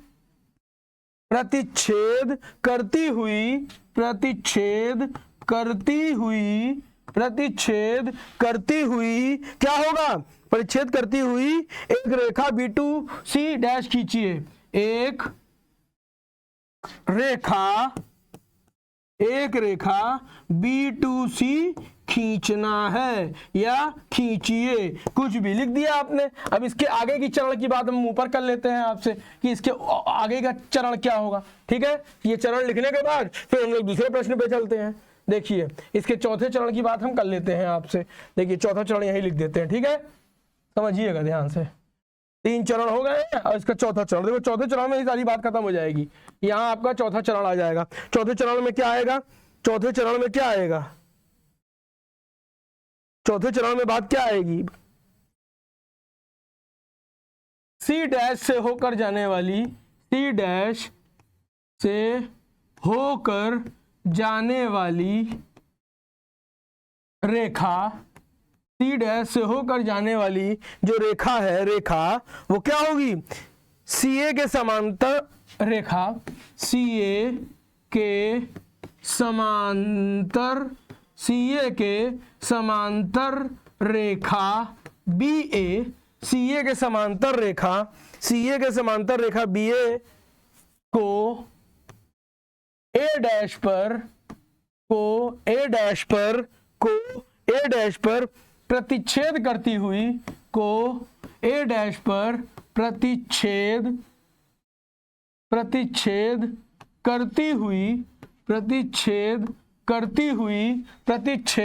करती हुई क्या होगा? एक रेखा AC डैश खींचिए। एक रेखा AC डैश खींचिए। चलिए ये भी मामला आपका क्लियर होगा, यही आपका यहाँ पे पूरा उत्तर हो जाएगा, कोई दिक्कत नहीं होगा, कोई भी दिक्कत इसमें किसी भी प्रकार की नहीं होगी। ठीक है, बात समझ में आ गई।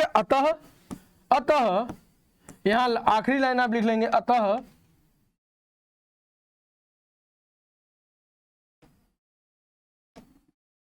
इस प्रकार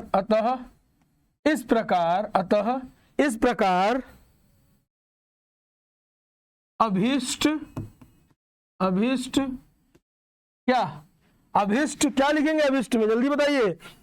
त्रिभुज ए डैश बी सी डैश प्राप्त होता है। ए डैश बी सी डैश क्या होता है, प्राप्त होता है, जिसकी भुजाएं त्रिभुज ए बी सी, जिसकी भुजाएं त्रिभुज ए बी सी की संगत भुजाओं की, देखो ये क्वेश्चन से ही आ रही लाइन, संगत भुजाओं के 2/3 गुनी है। मामला क्लियर हो गया, इतना मामला यहाँ क्लियर हो गया, ये मैंने पूरा लिखवा दिया। ठीक है, अब आगे बढ़ते हैं। क्या लिख रहा है, ओ केंद्र वाले वृत्त के बाहर स्थित बिंदु टी से वृत्त पर 2 स्पर्श रेखाएं टीपी और टीक्यू खींची गई हैं। ठीक है, जो वृत्त को पी और क्यू बिंदु स्पर्श करती है, मैं पहले वाले वो पेपर में बता चुका हूं। ठीक है, इसलिए अब इसको बताने का कोई भी मतलब, कोई भी औचित्य नहीं है। ठीक है, आगे बढ़ते हैं। जो क्वेश्चन नहीं बताया हूं सिर्फ वही बताता चलूंगा। यदि समीकरण इतना और इतना वास्तविक मूल रखते हैं तो के का धनात्मक मान ज्ञात कीजिए।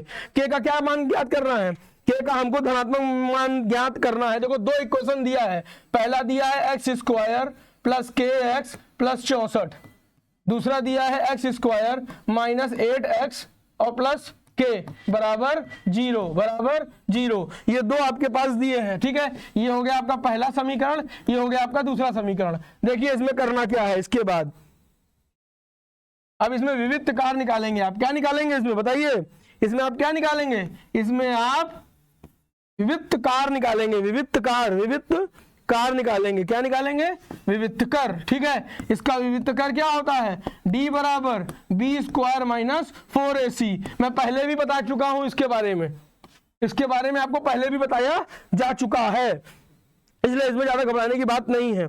तो यहां लिख लीजिए d बराबर b² माइनस 4ac, d बराबर b² माइनस 4ac। ये बात क्लियर हो गई। अब इसके बाद क्या करोगे आप बताओ, अरे कुछ नहीं करना है भैया। a बराबर कितना है 1 के, b बराबर कितना है k और c बराबर कितना है 64। इतना मामला क्लियर हो गया। चलो ये भी मामला सरकार है कि आपने क्लियर कर दिया। ठीक है, तो माना समीकरण 1 ऊपर लिख रहा हूं, फिर ध्यान दीजिएगा, पूरा फिर से मिटा रहा हूं, इतना आपको मैंने एक मोटा चीजें बता दी। ठीक है, चलिए यही फिर लिख रहा हूं, माना समीकरण 1, ठीक है, माना समीकरण 1 का विविध का डी है, का विविध कर क्या है, डी है। बात समझ में आ गई कि नहीं आ गई। चलिए ये भी आपको क्लियर हो गया, कोई दिक्कत नहीं। तो बड़ा 0 हो गया। ये जो हुआ है ये इसके वास्तविक मूल के लिए हुआ है। किसके लिए हुआ है, वास्तविक मूल के लिए। ध्यान रखिएगा ये चीज। बात क्लियर हो गई। चलिए आगे। अब यहां पर आप क्या करोगे, यहां पे आप रख दोगे k², डायरेक्ट रख रहा हूं, ध्यान से देखते चलो, k² माइनस 4 इंटू 1 प्लस 64 ठीक है, प्लस 64। ठीक है, सॉरी इंटू 64 ये हो गया। अब इसके बाद इसमें क्या करोगे बताओ, दिमाग लगाओ। इसके बाद इसमें क्या करोगे, अरे भैया इसको करोगे तो ये हो जाएगा k² माइनस 256 के। भाई कैसे होगा, 4 1 का 4 हो गया, 4 गुणित 64, 4 गुणित 64 करोगे 256 आ जाएगा। आगे बताओ क्या करोगे, आगे बताओ क्या करोगे। यहां पे हो जाएगा के स्क्वायर हो गया, कितने के बराबर हो जाएगा 256 के। 256 का वर्ग कितना होता है, 256 का वर्ग करने पे ये आ जाएगा 16। के का मान हमें क्या प्राप्त हुआ, के का मान हमें 16 ही प्राप्त हुआ। चलो भैया के तो मिल गया, अब इसके बाद क्या करेंगे, अब इसके बाद इसको दूसरे समीकरण में रखेंगे। एक तो के का मान हमें मिल गया, चलो भाई के का मान, चलो भैया सर हम लोगों ने प्राप्त कर लिया। अब आगे आइए दूसरे समीकरण को देख लेते हैं। इसी प्रकार दूसरे समीकरण को देख लेते हैं। दूसरे प्रकार समीकरण में क्या हो जाएगा, इसमें डायरेक्ट लिखिए, ए को 1 मान लिया, बी को क्या मान लोगे आप, बी को क्या मान लोगे, बी को आप -8 मान लोगे और सी को आप के मान लोगे। इसको भी उसी इक्वेशन में रखो, डायरेक्ट रख रहा हूं, बार बार नहीं बताऊंगा, ठीक है। 8 का वर्ग माइनस, 8 का वर्ग माइनस, ठीक है, 4 इंटू AC यानी 1 और के, ठीक है। तो ये कितना हो जाएगा, ये हो जाएगा 64 माइनस कितना हो जाएगा 4 के, 64 माइनस 4 के, ठीक है, यही होगा, कोई दिक्कत नहीं। अब इसके बाद क्या होगा, 64 4 के। अब इसको बताइए यहां से के का मान क्या आएगा, के का मान यहां से क्या आएगा भाई, यहां से के का मान आपका आ जाएगा 16, कितना आ जाएगा 16 आ जाएगा, ठीक है, 16 आ गया, ठीक है। यहां लिख लीजिए समीकरण चौथा और पांचवा जो बनवाया था पहले, पहला दूसरा, उसके बाद इस समीकरण रखने पर चौथा और पांचवा 2 समीकरण बने हैं, ठीक है। जो ये आया था ना आपका, देखिए के बराबर ये 16, ये आपका चौथा समीकरण था, और ये के बराबर कितना आया है, और ये आया है आपका 16 बराबर के, ठीक है, 16 बराबर के, ये आपका पांचवा समीकरण है। तो वही मैंने यहाँ पे लिखा है, क्या लिखा है, मैंने यहाँ लिखा है समीकरण 4 और 5 से, समीकरण 4 और 5 से के का मान कितना आ गया, के का मान 16 आ गया, यही आपका उत्तर हो गया।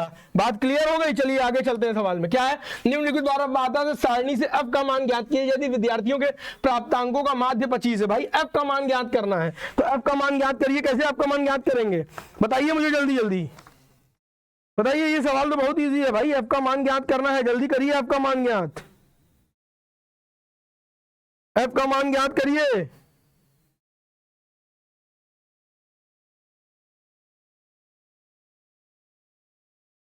f का मान ज्ञात करिए, जल्दी जल्दी करिए, f का मान ज्ञात दिखाइए हमको क्या होगा, जल्दी से करके दिखाइए।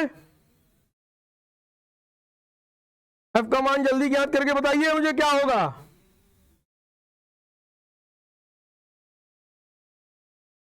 f का मान ज्ञात करके बताइए। भाई इसमें माध्य दिया हुआ है, सब कुछ दिया हुआ है, इसमें कुछ भी बताने की हमें आवश्यकता इसमें है ही नहीं आपको। बात क्लियर हो गई। चलिए आगे बढ़ते हैं।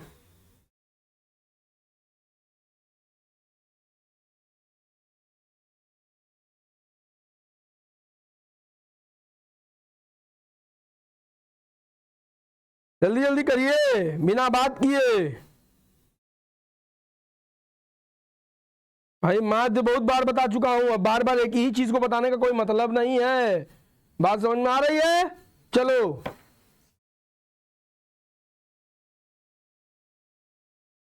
भाई देखो, प्राप्तांक दिया है, विद्यार्थियों की संख्या दी है, ठीक है, ये आपका FI दिया हुआ है। अब आपको क्या निकालना है, XI निकालना है। क्या निकालना है, XI निकालना है। XI आप निकालिए, मैं डायरेक्ट निकाल रहा हूं। यहाँ आपका 5 आएगा, ठीक है, यहाँ पे आएगा 15, यहाँ आएगा 25, यहाँ आएगा 35, यहाँ आएगा 45। मामला क्लियर हो गया, कोई दिक्कत नहीं। ये आपका आ जाएगा 27 प्लस F, कितना आ जाएगा 27 प्लस F आ जाएगा। बात क्लियर हो गई, कोई दिक्कत नहीं। FI निकालिए, FI कैसे निकालेंगे, 6 पंचे 30 हो गया, ये कितना हो जाएगा 15F ही हो जाएगा। ये कितना हो जाएगा 15F हो जाएगा। ये कितना हो जाएगा 150 हो जाएगा। ये कितना हो जाएगा 350 हो जाएगा। ये कितना होगा 5 5 25 2 5 चौक 20 2 22 225 हो जाएगा। मामला क्लियर हो गया। ये टोटल जोड़िए तो कितना हो जाएगा 755 प्लस 15F। भाई इतना निकल के आ गया। अब इसके बाद हमें माध्य का फॉर्मूला पता है। माध्य का फॉर्मूला क्या होता है, जल्दी बताइए। माध्य के फॉर्मूला को रखिए भाई, रख देंगे। लो यहाँ पे मिटा के रख दे रहा हूं डायरेक्ट। सारे आंकड़े हमें पता चल गए हैं। आंकड़ों का नियमित रूप से पालन करते हुए आंसर को निकालना है। 25 बराबर कितने के होगा 755 प्लस 15F बटा कितना हो जाएगा, बटे कितने के होगा 15F का ही तो होगा। बटा कितने के होगा 27 प्लस एफ। इसको सॉल्व कर लो, इसको सॉल्व कर लो, इसको सॉल्व करोगे तो 80 बटा 10 यानी आपका आंसर 8 आएगा। तो जो एफ का मान होगा, एफ का मान जो होगा, एफ का मान वो 8 आएगा, यही आपका उत्तर हो जाएगा। आगे बढ़ते हैं, क्या कह रहा है, सिद्ध कीजिए कि 1 plus cot theta minus cosec theta 1 plus tan theta plus sec theta ये बराबर है 2 के। इसको सिद्ध करना है, सिद्ध करिए। सिद्ध कैसे करेंगे बताइए, कैसे करेंगे इसको सिद्ध, बोलिए जल्दी जल्दी जल्दी जल्दी। सबसे पहले यहां लेंगे बायां पक्ष, क्या लेंगे, बायां पक्ष। चलिए बायां पक्ष ले लेते हैं। बायां पक्ष कौन सा है, ये वाला बायां पक्ष है, ले लीजिए। 1 plus cot theta minus cosec theta 1 plus tan theta plus sec theta. बायां पक्ष लेते चलिए, हमने बायां पक्ष ले लिया। अब इसके बाद दिमाग लगाइए, इसमें क्या कर सकते हैं आप, दिमाग लगाइए थोड़ा सा, कुछ नहीं, इसको तोड़ते चलिए।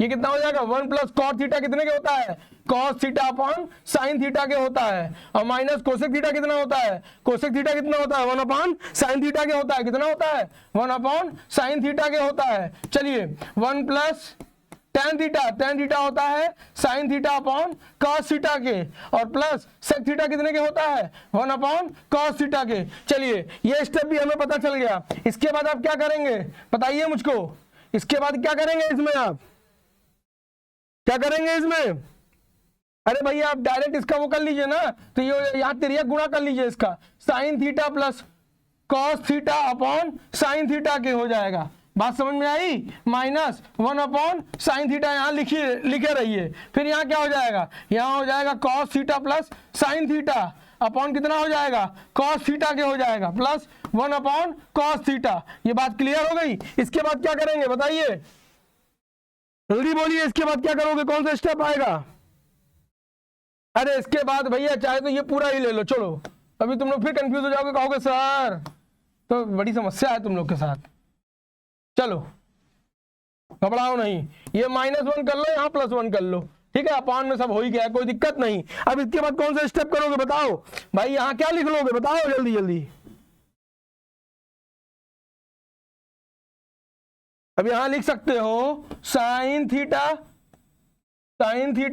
प्लस कॉस थीटा का whole square, sine theta plus cos theta का होल स्क्वायर -1 का वर्ग कर दिए, अपॉन साइन थीटा नीचे रहेगा ही, अपॉन नीचे क्या रहेगा साइन थीटा रहेगा ही, इसका मल्टीप्लिकेशन कर लिए तो कॉस थीटा हो गया। देखो ये पूरा इतने में मैंने समेट दिया, ठीक है। जब ये पूरा इतने में समेट गया तो इसके बाद क्या हो जाएगा, इसके बाद आपको फॉर्मूला यहाँ पे कौन सा लगा है आपको मालूम है ना, a माइनस बी एक ब्रैकेट में, a प्लस बी एक ब्रैकेट में, यही फॉर्मूला मैंने लगाया है। अब ये फॉर्मूला तुम लोग देखो, इसके बारे में बताऊंगा नहीं, अरे इसके बारे में क्या बता दूं, a square minus B square होता है, इतना तो क्लियर होना ही चाहिए, ठीक है। आगे बढ़ते हैं, चलो इसमें आगे बढ़ते हैं। ये ट्रिग्नोमेट्री है, ट्रिग्नोमेट्री के लिए एक बात और कही जाती है, क्या ट्रिग्नोमेट्री रात में पढ़ी सवेरे सफा, इसलिए ध्यान से पढ़ते चलिए, नहीं सफा हो जाएगी। बात समझ में आ गई, चलिए आगे बढ़ते हैं। अब यहाँ लिखेंगे साइन स्क्वायर थीटा, यहाँ क्या लिखेंगे sine square theta plus cos square theta. देखो हम इसी चीज को खोल रहे हैं, sine square theta plus cos square plus 2a plus b का whole square, a square plus b square plus 2ab, 2 sine theta cos theta -1 upon कितने के है साइन थीटा और कॉस थीटा। यही तो होगा कि कुछ और होगा, यही होगा, ठीक है। इसके बाद क्या करोगे, इसके बाद लिख दोगे 1 प्लस 2, देखते चलो लिख दे रहे हैं पूरा, परेशान ना हो।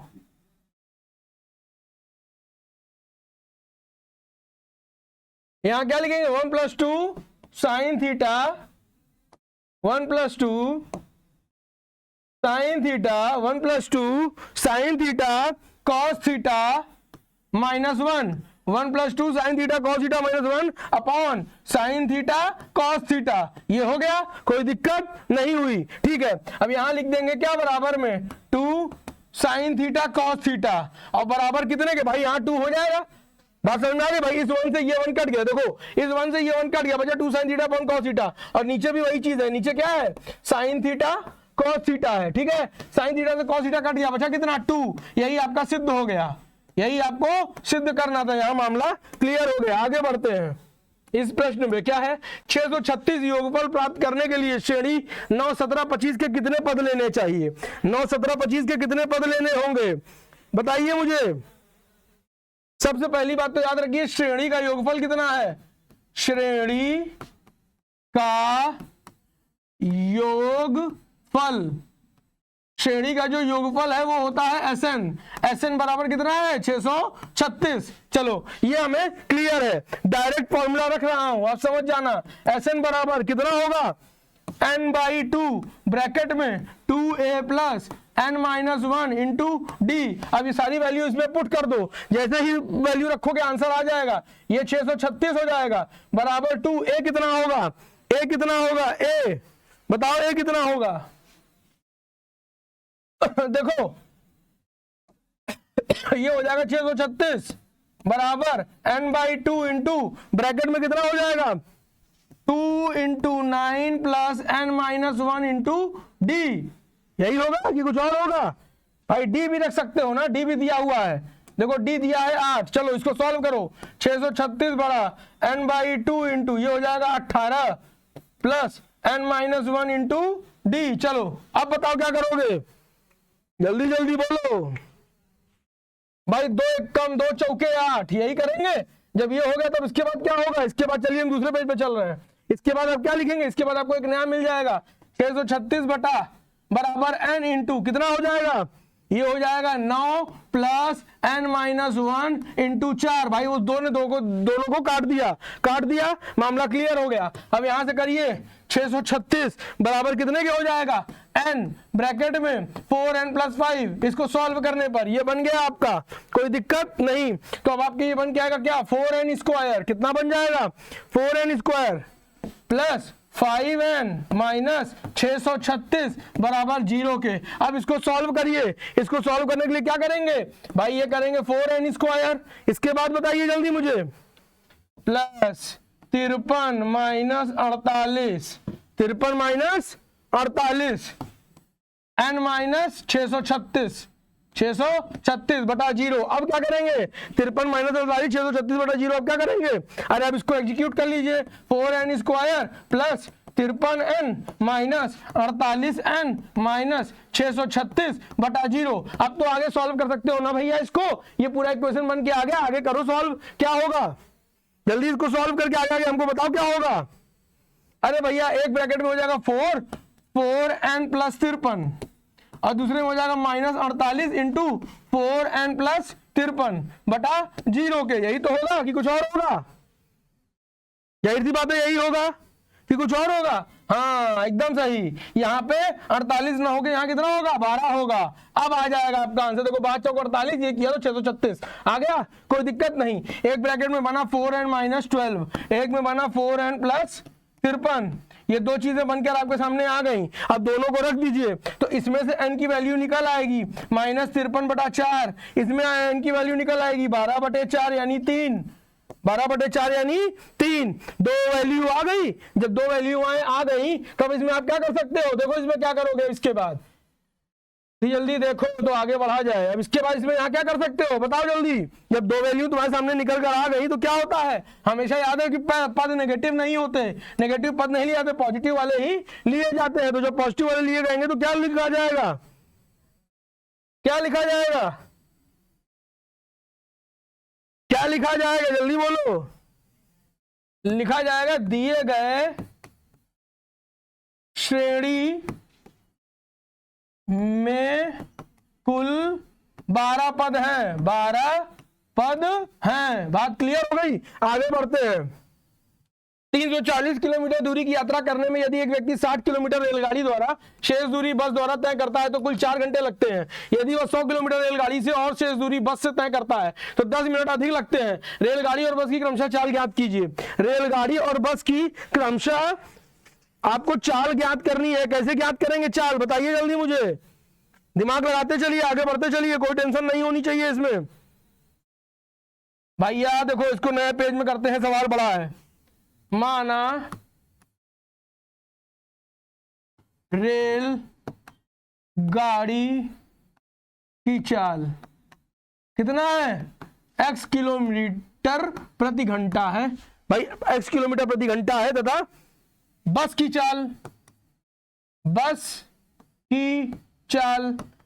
चाल कितनी है भाई, y किलोमीटर प्रति घंटा है। सबसे पहले ही मान लिया, हमें नहीं पता था, हमने मान लिया। अब मानने के बाद इसमें क्या खेला खेलेंगे, बताओ, खेलना के भाई, खेला जरूरी है। अब यहां लिखेंगे तय करने में लगा कुल समय, तय करने में लगा कुल समय कितना होगा, तय करने में लगा कुल समय कितना होगा बताइए, 60/x प्लस 240/y बराबर कितने घंटे लगे हैं, सवाल में देखिए कितने घंटे लगे हैं, सवाल में लगे हैं 4 घंटे। कितने लगे हैं, 4 घंटे। बात क्लियर हो गई। अब इस सवाल को बताइए, अब इतना तो आपने कर दिया, इसके बाद आप क्या करोगे, अब इसको सॉल्व करेंगे जब, तो ये हो जाएगा 15/x, कितना होगा 15/x प्लस कितना हो जाएगा 60/y बराबर 1। ये आपका पहला समीकरण मिलकर आपके सामने आ गया, ठीक है। यहां लिखेंगे दूसरे स्थिति में, अब दूसरी स्थिति लेंगे, व्यक्ति को 300 किलोमीटर दूरी तय करने के लिए, दूरी तय करने में कुल समय कितना लगेगा, कुल समय कितना लगेगा, कुल समय 100/x था प्लस कितना था 100/x प्लस 200/y बराबर कितने घंटे लगे थे, टोटल लगे थे 6 चौको 24 25/4 घंटे लगे थे। बात समझ में आई। चलो ये भी हमें क्लियर हो गया। फिर मिटाते हैं ऊपर से, इतना जानते हैं कि भाई एक इक्वेशन मिल गया, अब दूसरे इक्वेशन को मिलकर दोनों एक साथ एग्जीक्यूट कर दिया जाएगा। चलिए दूसरी स्थिति आपकी ये सामने हो गई, ठीक है। चलिए हमको जो मिला है उससे हमसे मतलब नहीं है, हम उससे आगे बढ़ते हैं और उसके बारे में सारी बातें आपके सामने करते हैं। देखो 2 इक्वेशन मिलकर हमारे सामने आ गया है। जब 2 इक्वेशन हमारे सामने आ गया है तो आप क्या करेंगे भाई, अब ये आपका दूसरा वाला हो जाएगा 24/x प्लस 48y बराबर 1 के। ये हो गया आपका दूसरा समीकरण। पहला समीकरण, दूसरा समीकरण, 2 समीकरण मिल गया, ठीक है। तो यहां लिखिए समीकरण 1 व 2 की, समीकरण 1 व 2 की तुलना करने पर समीकरण 1 व 2 की तुलना करने पर क्या होगा, करिए तुलना। 1 व 2 की तुलना करने पर क्या होगा, करिए तुलना, जल्दी तुलना करिए।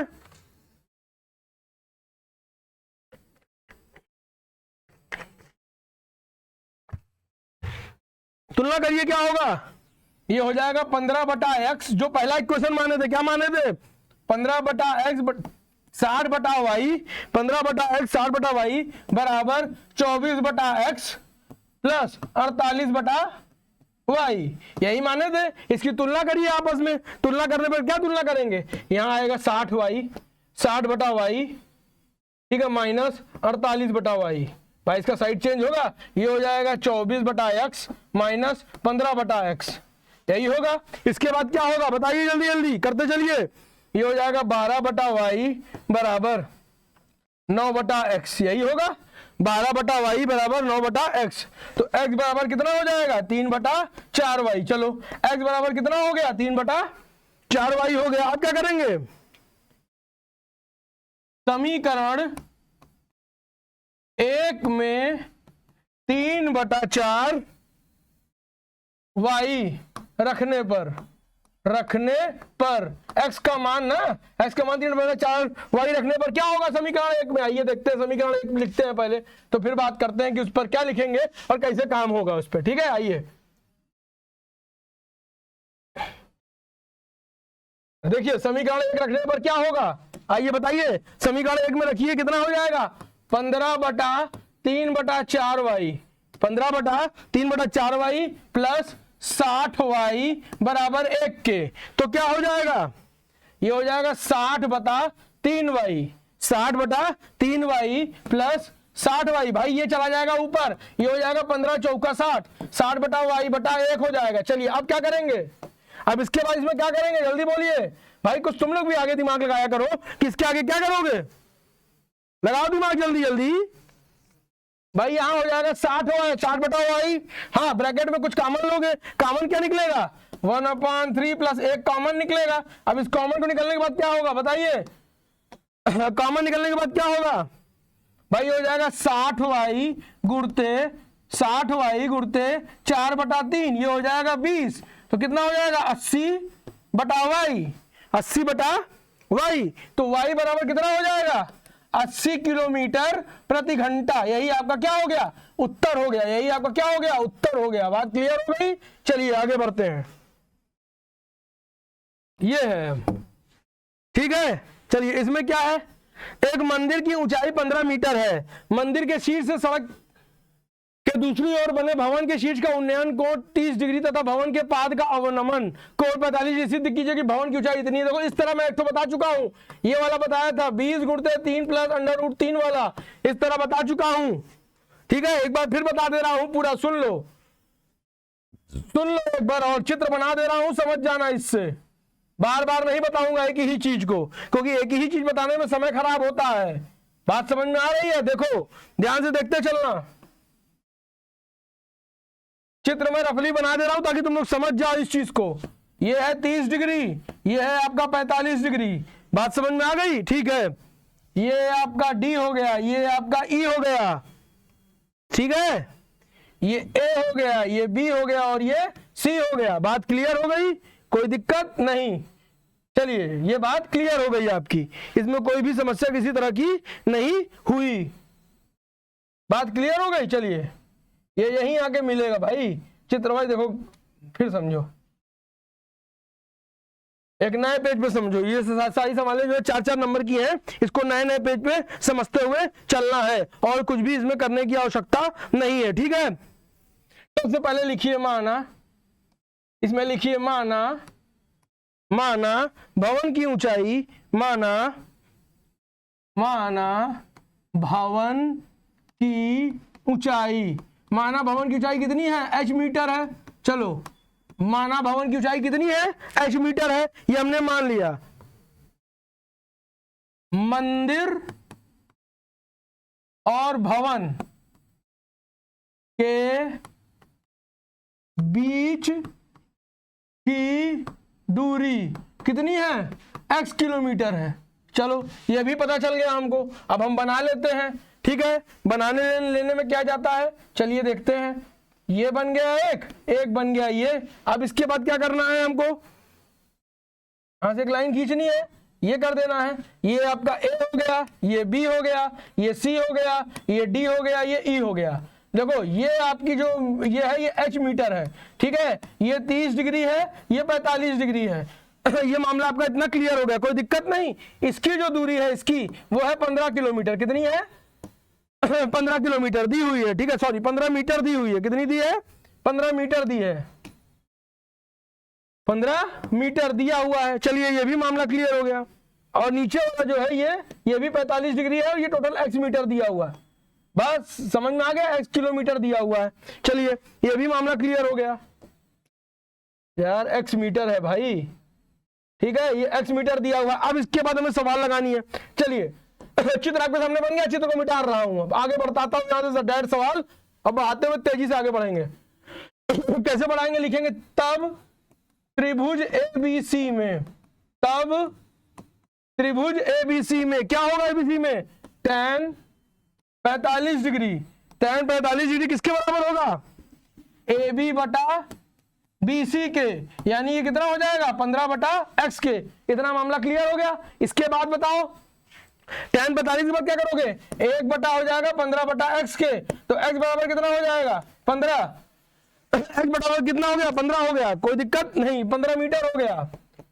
चलो एक ये पता चल गया। दूसरा कैसे पता करेंगे, आइए देखते हैं दूसरा पता कैसे करते हैं। दूसरे त्रिभुज में भाई 2 त्रिभुज बने हैं ना, उसमें पहले त्रिभुज का तो मामला क्लियर हो गया, निकल के आ गया भाई। अब दूसरे त्रिभुज में, त्रिभुज ADE में, त्रिभुज ADE में देखो, त्रिभुज ADE में क्या करेंगे, ध्यान से देखना कि त्रिभुज ADE में करेंगे क्या। त्रिभुज ADE में क्या करेंगे, tan 30 डिग्री बराबर कितने के हो जाएगा, tan 30 डिग्री बराबर होगा ED अपॉन AE के, ED अपॉन AE के हो जाएगा। तो ये कितना हो जाएगा ED अपॉन AE, ये हो जाएगा 1/√3 बटा 1/2 √3 बटा ED अपॉन AE की वैल्यू आ गई है कितनी, 15। तब इसको तिर्यक गुणा कर लीजिए, ये हो जाएगा √3 ED बराबर 15 के। तो ED बराबर कितना हो जाएगा, ED बराबर कितना होगा जल्दी बताइए, ED बराबर कितना होगा 15 √3 के। ये हो गया, ये भी मामला क्लियर हो गया, ठीक है, अब कोई दिक्कत नहीं। अतः भवन की ऊंचाई, अतः भवन की ऊंचाई का मामला है। बताइए भवन की ऊंचाई का क्या मामला होगा, भवन की ऊंचाई का क्या मामला होगा बताइए। भाई यहां कर सकते हैं ना, ED plus EC, ED plus EC करिए, ED प्लस EC करिए, कितना आएगा, ED प्लस EC करिए 5√3 प्लस 15 कितना आ जाएगा, 5√3 प्लस 15 कितना आएगा 5 ब्रैकेट में √3 प्लस 3। देखो ये भी सिद्ध हो गया आपका, हो गया ना, निकल आया ना। इसी तरह सवालें होती हैं, आगे बढ़ते हैं। क्या है सवाल, एक बहुमंजिला भवन के शिखर से देखने पर एक 8 मीटर ऊंचे भवन के शिखर और तल के अवनमन कोण क्रमशः 30 डिग्री, अवनमन कोण और 45 डिग्री है। बहुमंजिला भवन की ऊंचाई और दो भवनों के बीच की दूरी ज्ञात करनी है, दो भवनों के बीच की दूरी को ज्ञात करना है। चलिए आइए देखते हैं दो भवनों के बीच की दूरी कैसे ज्ञात होगी, ठीक है। आइए बात करते हैं दो भवनों के बीच की दूरी की। दो भवनों के बीच की दूरी की बात हम आपसे करते हैं। कैसे करेंगे इस सवाल को, थोड़ा दिमाग लगाइए, दिमाग लगाइए, कैसे करेंगे ये सवाल, कोशिश करिए, कोशिश। भैया देखो ये इस तरह बनेगी, इसका चित्र बना रहे हैं, बहुत मोटा हो गया। इसका चित्र बनाओ। सबसे पहले क्या कह रहा है, एक बहुमंजिला भवन की शिखर 8 मीटर ऊंची है, तो 8 मीटर ऊंची शिखर बनाओ पहले। चलो बनाते हैं, जब नहीं दिखेगा तो बताना कि सर दिख नहीं रहा है, तो मैं इसको समझूंगा। पहले ये बन गया, एक मीटर आपका बन गया, कोई दिक्कत नहीं। फिर यहां से खींचा गया लाइन, ठीक है, फिर यहां पे कहीं बीच हुआ, फिर यहां से तो खींची गई जो इसी पे मिल गई। बात क्लियर हो गई, ठीक है। ये आपकी हो गई 30 डिग्री, 30 डिग्री, ये हो गया आपका 45 डिग्री, ये हो गया A, ये हो गया A, बात समझ में आ गई। ये हो गया D, ये हो गया B, ऐसे साइड पहले लिख लीजिए जल्दी जल्दी। ये हो गया P, यहाँ बन रहा है 90 डिग्री, ये हो गया आपका C, ये 90 डिग्री बन रहा है यहाँ, ठीक है। इतना मामला क्लियर हो गया। ऊपर से एक लाइन अगर लंबी लंबी खींचते हैं तो यहाँ भी आपकी 45 डिग्री बन रही है। कितना बन रहा है, 45 डिग्री का कोण बन रहा है। ये Q हो गया और ये P हो गया। ये आपके सामने चित्र बनकर तैयार हो गया। ये जो लंबाई देख रहे हो यही 8 मीटर है, ये आपके सामने बनकर तैयार हो गया, ठीक है। अब इसको एक नए पेज पे लिखते हैं। किस तरह लिखेंगे, लिखेंगे त्रिभुज PAD में, त्रिभुज PAD में। त्रिभुज PAD में क्या होगा जल्दी बताओ भाई। देखो सवाल क्या लिखी थी, सवाल पढ़ते रहा करो। एक बहुमंजिला भवन के शिखर से देखने पर एक 8 मीटर ऊंचे भवन की शिखर और तल के अवनमन कोण का 30 डिग्री। अवनमन कोण यानी कितना लेंगे बताओ, tan कितना लोगे, tan 30 डिग्री लोगे ना भैया। पहले 30 डिग्री है कि नहीं है, तो जब पहले 30 डिग्री तो पहले 30 डिग्री लोगे। tan 30 डिग्री का मान कितना होगा बताओ, पहले tan 30 डिग्री लोगे। अवनमन कोण नीचे चल रहा है, tan 45 डिग्री बराबर, tan 45 डिग्री बराबर कितना हो जाएगा, PD upon AD, PD upon AD, PD upon AD। बात समझ में आ गई। तो 1 बटा कितना हो जाएगा, H/x के, तो x बराबर कितना हो जाएगा, H मीटर के।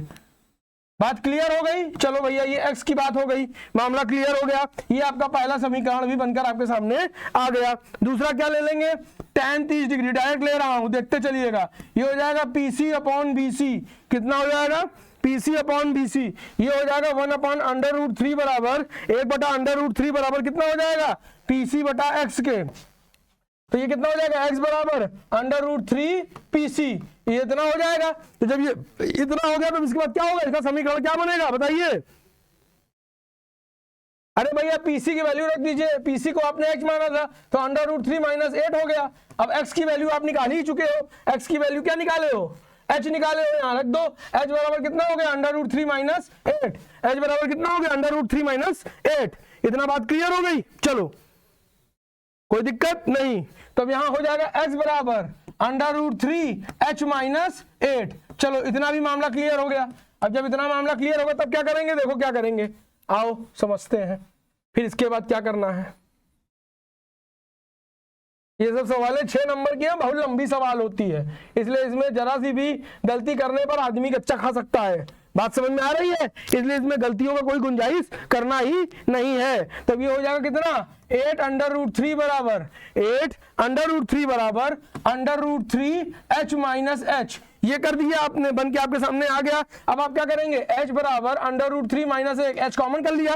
h कॉमन करने के बाद क्या होगा मामला, बराबर कितना हो जाएगा 8 अंडर रूट 3 के। अब इसमें कुछ दिख रहा है क्या बराबर, अब इसमें कुछ बराबरी में दिख रहा है क्या, हाँ, h बराबर 8 अंडर रूट 3 बराबर अंडर रूट 3 माइनस 1, ये दिख रहा है। अब बताओ क्या करेंगे, अब जल्दी बताओ क्या करेंगे, एग्जीक्यूट कर लो। यहाँ कर लोगे 8 अंडर रूट 3, ये कर लोगे कितना 8 अंडर रूट 3, आगे बताओ क्या करोगे। अरे भैया यही देखो, अंडर रूट 3 प्लस 1 अपॉन, यहाँ पे हो जाएगा अंडर रूट 3 माइनस 1 एक ब्रैकेट में, अंडर रूट 3 प्लस 1 एक ब्रैकेट में। अब इसको सॉल्व करो कितना होगा, इसको सॉल्व करो कितना होगा, h बराबर होगा 8 गुणते 3 8 गुणते 3 प्लस 8 अंडर रूट 3 बटा नीचे में कितना हो जाएगा, नीचे में हो जाएगा 3 माइनस 1। अब करो कितना होगा 8 त्रिक 24 प्लस 8 गुणते 3 बटा 2 के। अब बताइए कितना होगा, जल्दी बताइए। अब यहां एक चीज लिख लीजिए, क्या लिखना है भाई, देखो इतना हो गया। अब ऊंचाई भी निकल आई है आपकी, देखो 24 ऊंचाई, देखो यहां लिखोगे ऊंचाई ऊंचाई ऊंचाई, क्या लिखेंगे ऊंचाई, ऊंचाई h बराबर कितना है 12 प्लस 4 अंडर रूट 3। चलो ये भी क्लियर हो गया, मीटर है, यानी इसको लिख सकते हैं ब्रैकेट में 4 plus under root 3 plus 3 metre. बात क्लियर हो गई, चलो आगे बढ़ते हैं। अब क्या होगा, दोनों भवनों के बीच की दूरी क्या होगा, दोनों भवनों के बीच की दूरी। अब दोनों भवनों के बीच की दूरी कितनी होगी, दोनों भवनों के बीच की दूरी कितनी होगी बताओ, x बराबर h बराबर 4 गुणते कितना हो जाएगा, गुणते अंडर रूट 3 प्लस 3 मीटर, यही आंसर आ जाएगा। समझ गए बात, ये ऊपर ही आ गया था, बात समझ गए कि नहीं समझ गए, यही आपका उत्तर हो जाएगा। बात क्लियर हो गई, चलिए अब आगे बढ़ते हैं। आगे क्या है सवाल, एक वृत्ताकार कमरे के ऊपर अर्धगोलाकार गुंबद है, उसका कुल भीतरी आयतन 48,510 मीटर घन है तथा भीतरी व्यास, व्यास माने बता चुका हूं डायमीटर होता है, ध्यान दीजिएगा फिर, ठीक है, उसकी महत्तम ऊंचाई के बराबर है। कमरे की ऊंचाई ज्ञात करनी है, पाई बराबर 22/7 दिया हुआ है, कमरे की ऊंचाई ज्ञात करनी है। भाई देखो ये इस तरह बनेगा चित्र,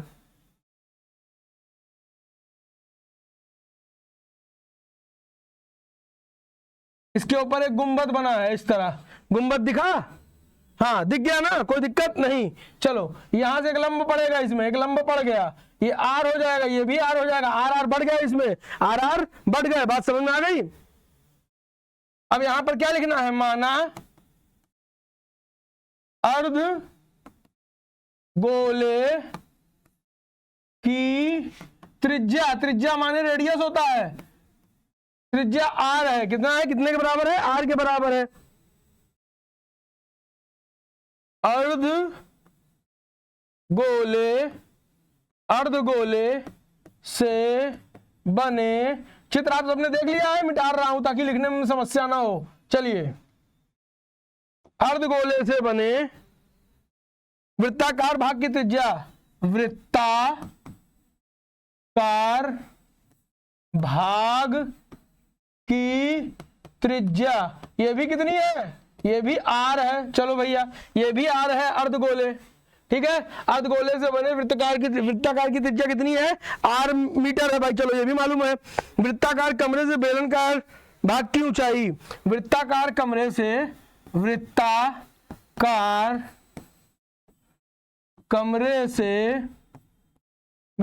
कमरे से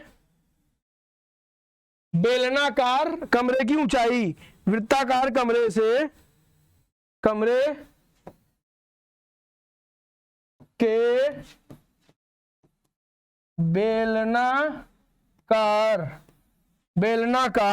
बेलनाकार क्या होगा, भाग की ऊंचाई, भाग की ऊंचाई कितनी होगी, अरे 2r माइनस आर हो जाएगी, खत्म हो गया मीटर, ये भी तुमको क्लियर हो गया और कोई दिक्कत नहीं, ठीक है, बात समझ में आ गई। तो ये टोटल कितना हो जाएगा, आर मीटर हो जाएगी। चलो ये भी मामला सही हो गया, इसके लिए भी एक नया पेज ले लेते हैं, आर मीटर तक मामला क्लियर हो गया, ठीक है। अब यहां लिखेंगे वृत्ताकार कमरे का आयतन, वृत्ताकार कमरे का आयतन बराबर कितना हो जाएगा, वृत्ताकार कमरे का आयतन बराबर कितना होगा, लिखो अर्धगोले का आयतन प्लस अर्धगोले का आयतन, अर्धगोले का आयतन निकालना है प्लस किसका निकालना है, पूरे भाग का, बेलनकार भाग का आयतन, बेलनकार भाग का आयतन, ये हमको निकालना है। चलो भैया अब ये हमें कैसे पता चलेगा कि कौन सा क्या है कौन सा क्या नहीं है, तो ये कितना हो जाएगा, ये हो जाएगा 2/3 pi r cube, 2/3 pi r cube plus 2/3 pi r cube plus pi r square into r, pi r square into r, तो ये कितना हो जाएगा 2/3 pi r cube, 2/3 pi r cube plus pi r का वर्ग। अब ये कितना होगा बताइए, अब इसमें कुछ कॉमन दिखेगा, हाँ कुछ कॉमन दिखेगा, टोटल मिला के हो जाएगा 5/3 पाई आर का घन, ये मामला क्लियर हो गया, ठीक है। अब तो 5/3 पाई आर घन जो है वो बराबर कितना 48,510 के, भाई 48,510 के बराबर था। अब इसमें क्या करोगे, 48,510 के बराबर था, अब इसमें तुमको क्या करना है बताओ, इसमें पाई की वैल्यू रख देनी भाई, 5/3 गुणते 22/7 इंटू आर का घन बराबर 48,510, 48,510। अब सॉल्व करिए इसको, अब तो आपको सॉल्व करना इजी हो गया होगा, कोई दिक्कत नहीं होगा भाई। आर का घन बराबर कितना हो जाएगा 48,510 गुणते 3, ठीक है, गुणते कितना होगा, गुणते 3 गुणते 22 होगा कि 7 होगा, जल्दी बताइए, 22 होगा कि 7 होगा, 22 होगा कि 7 होगा, 7/5 गुणते 22, इसको सॉल्व करिए, आर का घन निकल आएगा, आर घन तुरंत निकल आएगा आपके सामने, आर घन कितना हो जाएगा 9261, और 9261 किसका घन होता है, 9261 किसका घन होता है 21 मीटर का, ये आपका आंसर आ गया 21 मीटर का, यहां पर ये आपका आंसर आ गया, क्लियर हो गया। चलिए आगे बढ़ते हैं, यह है अंतिम सवाल, एक खोखले शंकु के आधार के समांतर किसी समतल द्वारा काटा जाता है और ऊपर के सिरे को हटा दिया जाता है, शेष भाग का वक्रपृष्ठ संपूर्ण शंकु के वक्र पृष्ठीय क्षेत्रफल का 8/9 भाग है, ठीक है। ज्ञात कीजिए कि शंकु किस ऊंचाई से काटा गया है, हमको ये ज्ञात करना है कि जो शंकु है वो किस ऊंचाई से काटा गया है। देखो ये शंकु बन रहा है तुम्हारे सामने, ये बन गया, बीच से ये बन गया, इसमें 2 शंकु आपको बन के आपके सामने आ गए, कोई दिक्कत नहीं। अब यहां से एक लंब डाला गया, ये है आपकी आर मीटर, कोई दिक्कत नहीं है। चलिए कोई दिक्कत होनी भी नहीं चाहिए, ये ए डैश, ये बी डैश, ये ए और ये बी, चलिए ये भी क्लियर हो गया आपका। ये टोटल जो ऊंचाई है ये आपकी एच है, टोटल ऊंचाई कितनी है एच है, और ये सी से लेके एच तक ये स्मॉल एच है, ठीक है, कोई दिक्कत नहीं। ये आपकी स्लैंट हाइट है जिसको कि एल कहते हैं, कोई दिक्कत नहीं, दिक्कत इतना बराबर हो गया, ये 0 हो गया, ये 0 हो गया, ये भी आपका कैपिटल आर हो गया, कैपिटल आर हो गया, चित्र बन के आपके सामने आ गया है, कोई दिक्कत नहीं, ठीक है। चलिए ये चित्र बन गया, अब इस पर बात करते हैं दूसरे पेज पे, क्या लिख सकते हैं इसमें, क्या लिख सकते हैं बताइए, इसमें लिख सकते हैं माना CAB माना CAB एक शंकु है। क्या माना? माना CAB क्या है? एक शंकु है जिसकी त्रिज्या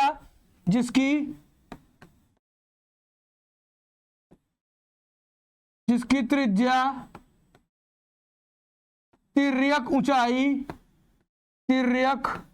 ऊंचाई जिसकी त्रिज्या, ठीक है, जिसकी त्रिज्या तिर्यक ऊंचाई, ठीक है, तथा ऊंचाई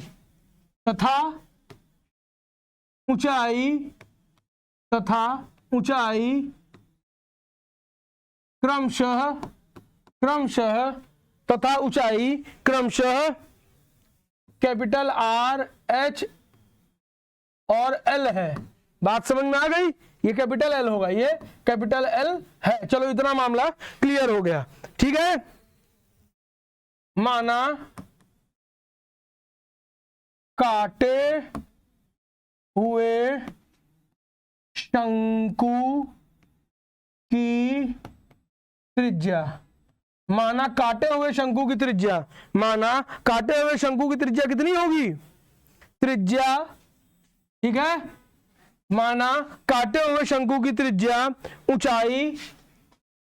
ऊंचाई एवं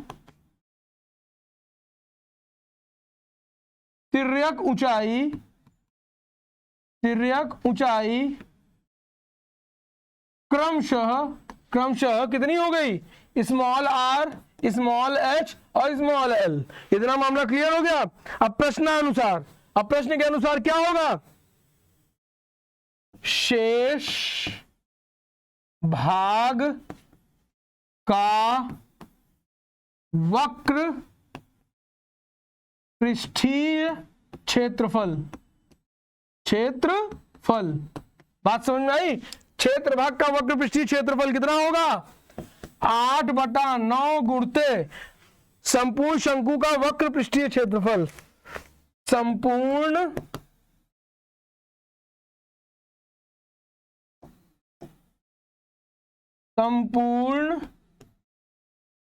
शंकु का वक्र पृष्ठीय क्षेत्रफल। ये बात क्लियर हो गई? चलो ये भी बात क्लियर हो गई भाई, लिखना सीखना सब हो गया, ठीक है। आगे बढ़ते हैं, स्लाइड सवाल पे आते हैं भाई। देखे क्या कह रहा है सवाल, हैं काहे इतना परेशान कर रहा है भाई। चलिए अब इसके बाद क्या करेंगे आप? अब यहां लिख सकते हैं पाई आर एल बराबर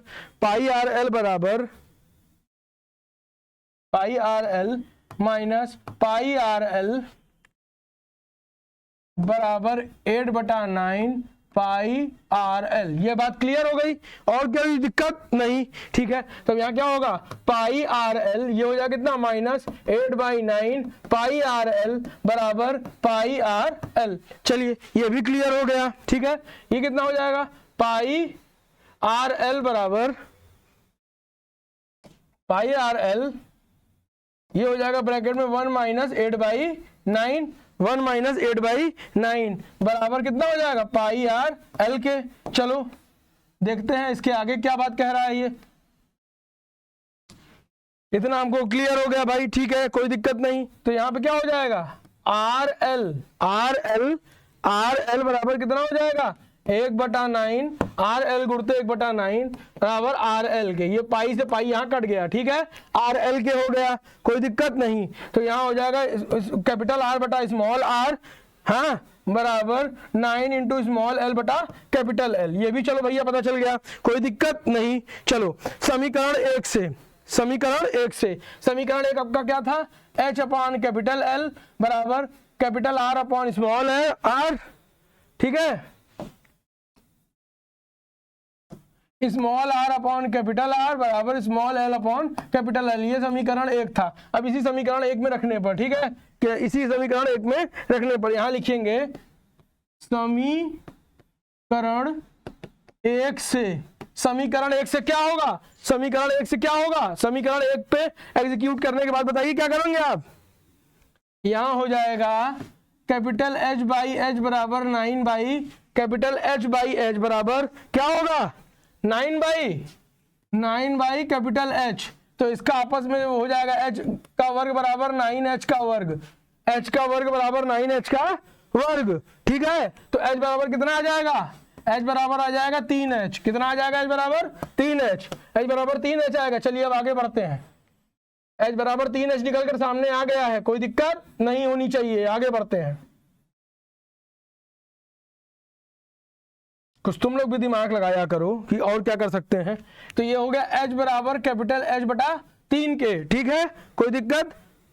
तो यहां लिख सकते हैं सतह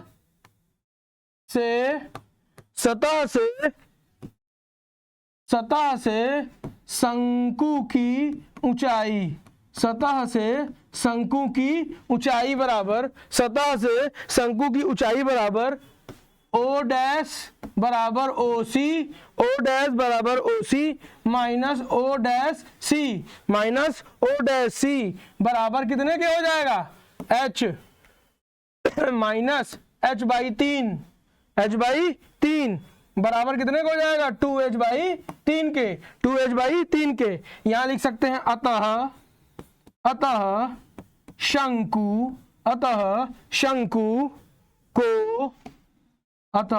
शंकु को 2 into capital H by 3, 2 into capital H by 3 की ऊंचाई में काटा गया। मामला क्लियर हो गया। चलिए यहां पर आज का ये पेपर समाप्त होता है, मॉडल नंबर 5, ठीक है। आप मिलेंगे कल से, हम लोग आपका फिजिक्स को लेकर, आपका साइंस के मॉडल पेपर को लेकर मिलेंगे, ठीक है। यहां तक पांचों पेपर आपका वो सॉल्व हो गया। यदि इसमें कोई समस्या, कोई डाउट आपको होता है तो आप मुझे मैसेज पर ये बात टाइप कर बताइएगा कि आपको यहाँ ये प्रॉब्लम हुई। तब तक के लिए सभी को नमस्कार।